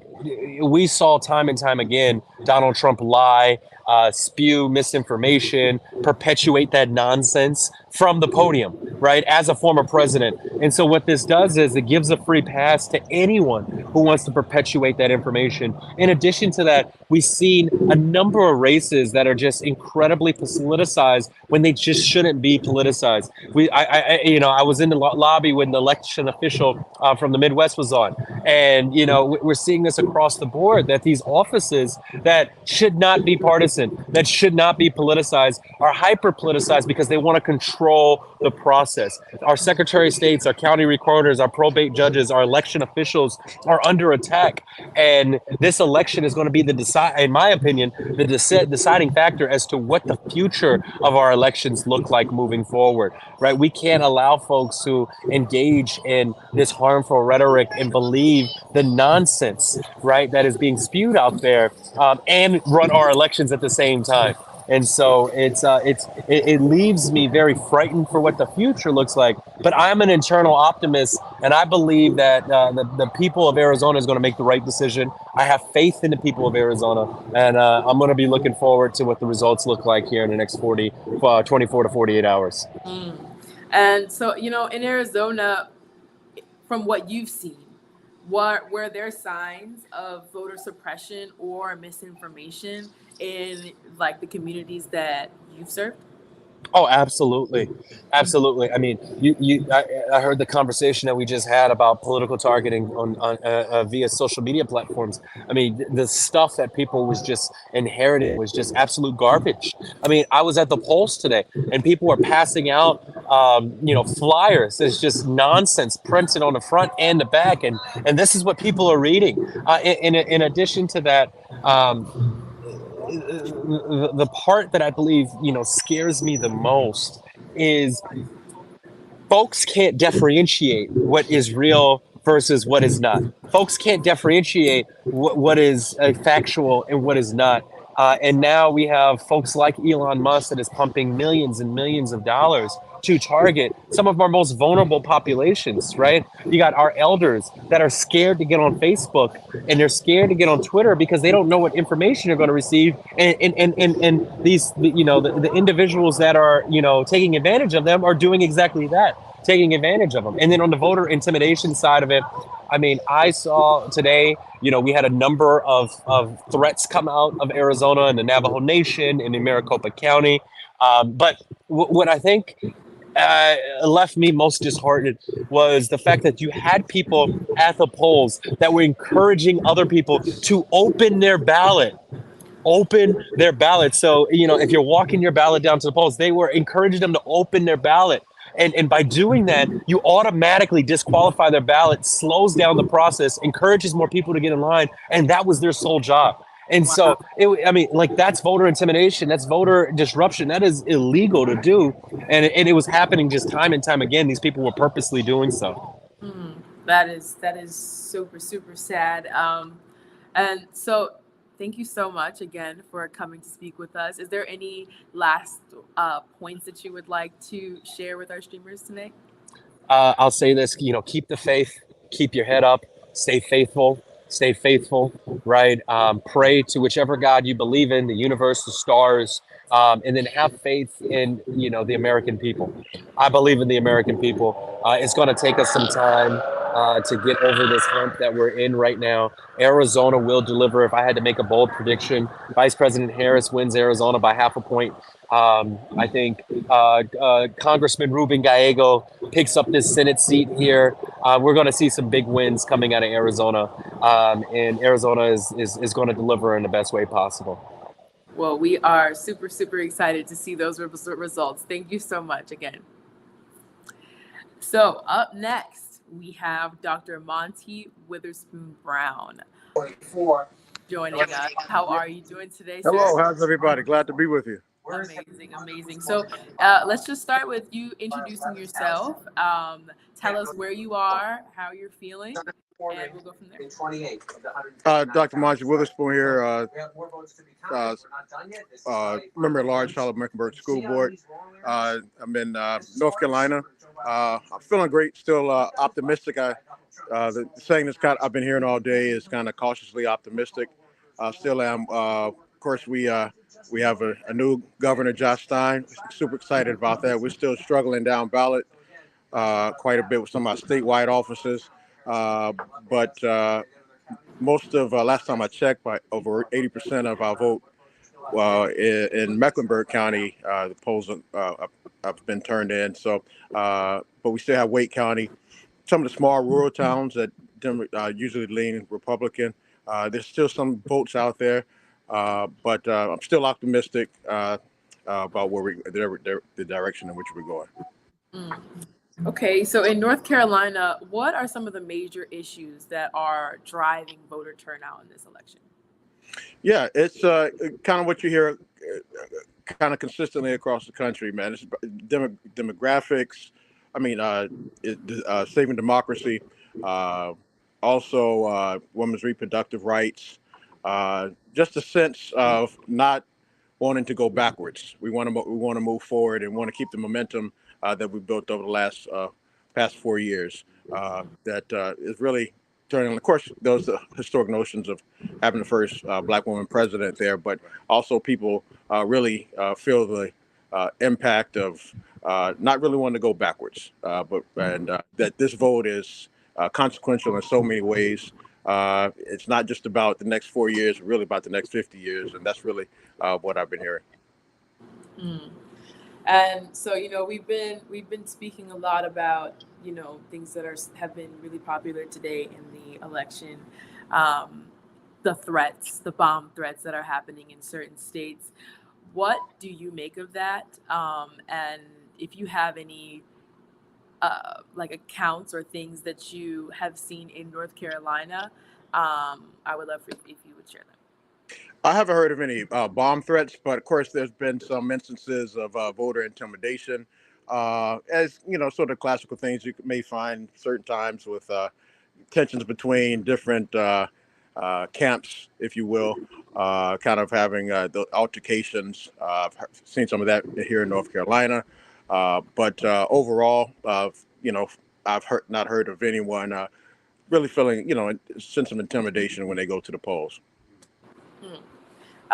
And so I know that you have been very pivotal in the data and organizing in this election. Can you just talk to me about a little bit more about what you've seen?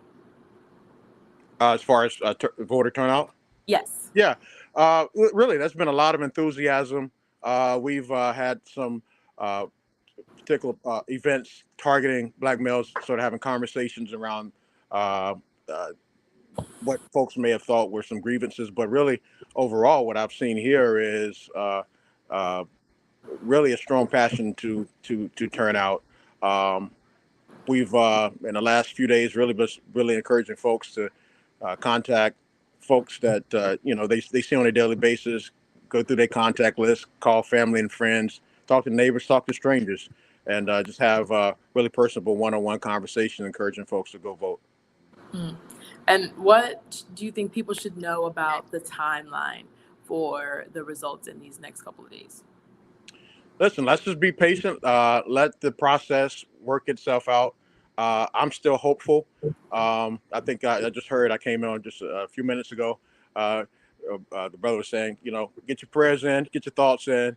Let's just be centered. Let's be hopeful. I think this is our moment. Um, you know, let's just stay focused. And I think I'm optimistic. Yes, as am I. As am I. Okay. Well, thank you. Is there anything else that you would like for to add? Yeah, yeah. Uh, Listen, Harris for president. We're gonna do it. Let's stay motivated. Let's keep the faith. Yes. Yes. Yes. Yes. Thank you so much for joining us today. I appreciate you. Thank you. Have a Thank good you. Thank you. Thank you so much. Everybody has been giving us such amazing, amazing insight on today's call. So I'm really appreciative. I'm learning so much speaking with everyone that's been on here. So I'm super grateful. Let's keep the energy going. We're waiting for our next speaker, and we will go from there.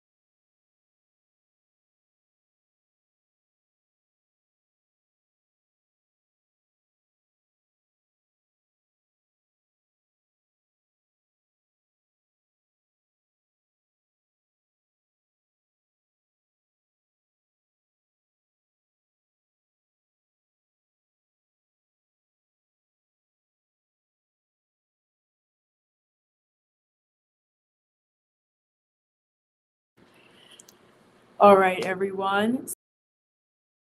These upcoming calls, I kind of just wanted to see, or the upcoming speakers, I kind of just wanted to get the comments going. You know, let's talk about what you guys have seen your on your time voting this year. What have been the trends?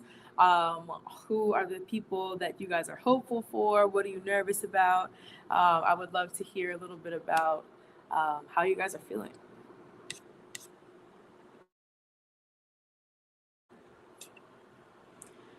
I know for me, just being someone who has graduated from an HBCU, seeing someone on the ballot who also went to an HBCU is so encouraging for me. So I'm really feeling hopeful. I'm feeling confident that Vice President Harris will pull this through.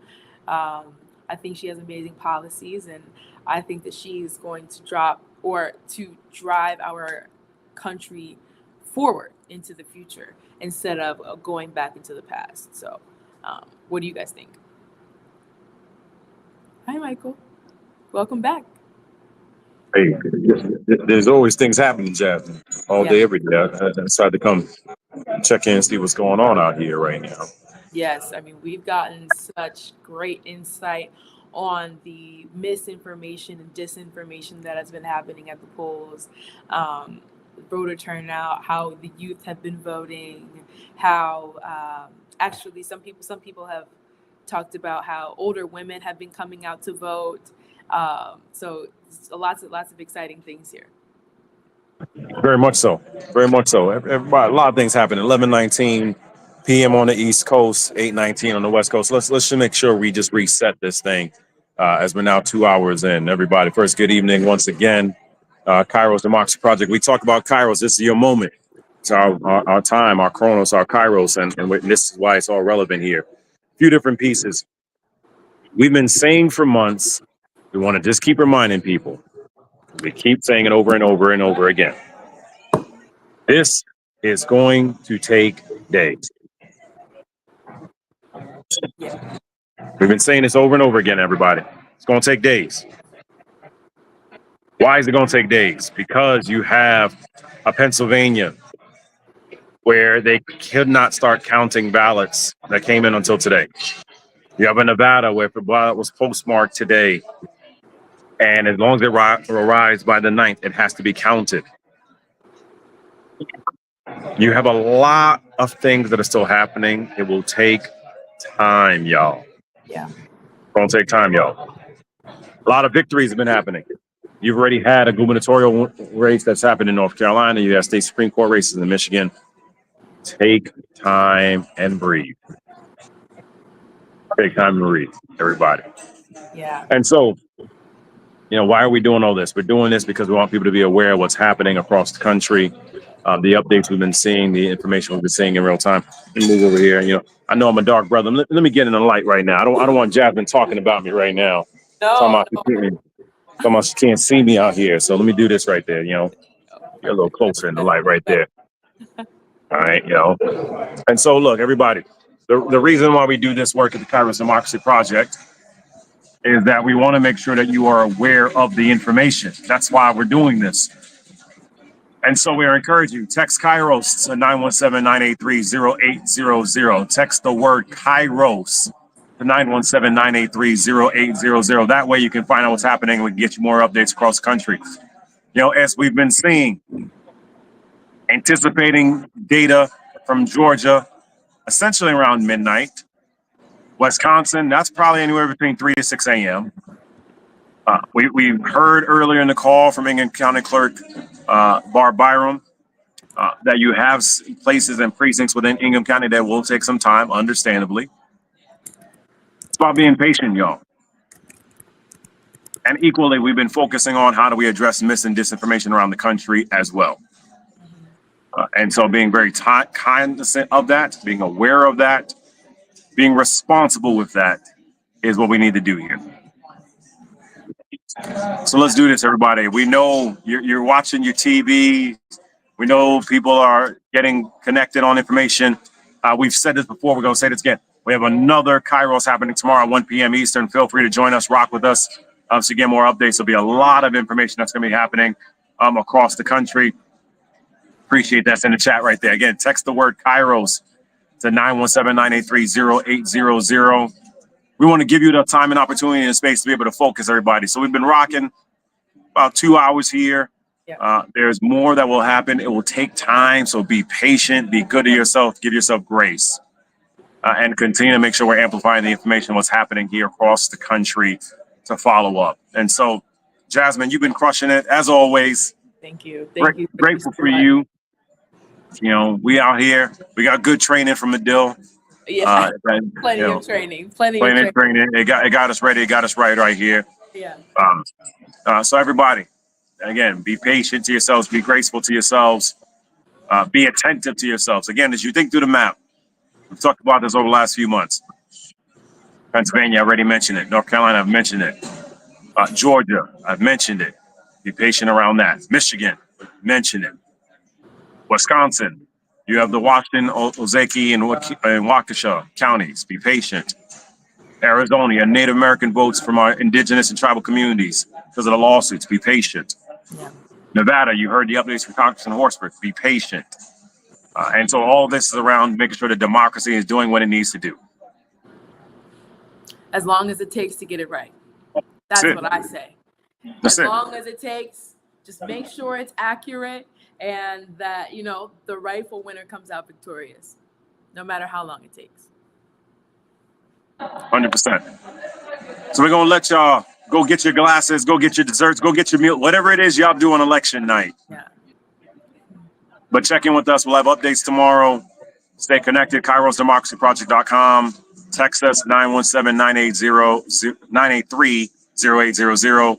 We will stay connected with y'all. Again, this is our time. This is our Chronos. This is our KAIROS. Jasmine, great job. Shout out to everybody behind the scenes, to Corinne, to Bree, to Kate, to Marley, to Sarasso, to Steph, to Raven, to David, to Julie, everybody. Grateful for y'all for holding us down. So grateful all day, every day. All the teams have been doing voter protection around the country. Yeah. To Brooke, to Steph, to Kalila, Dr. Kalila Harris, to Tanya Clayhouse, to everybody that's been doing the work cross country. We are grateful for you. We are grateful for you. We're grateful for you. Stay connected, everybody. KAIROSDemocracyProject.com. There's more to be done. Thank you to Color of Change for what you've been doing across country around voting on Black, voting while Black. Thank you to the folks that are working on the care economy. There is work that is still happening.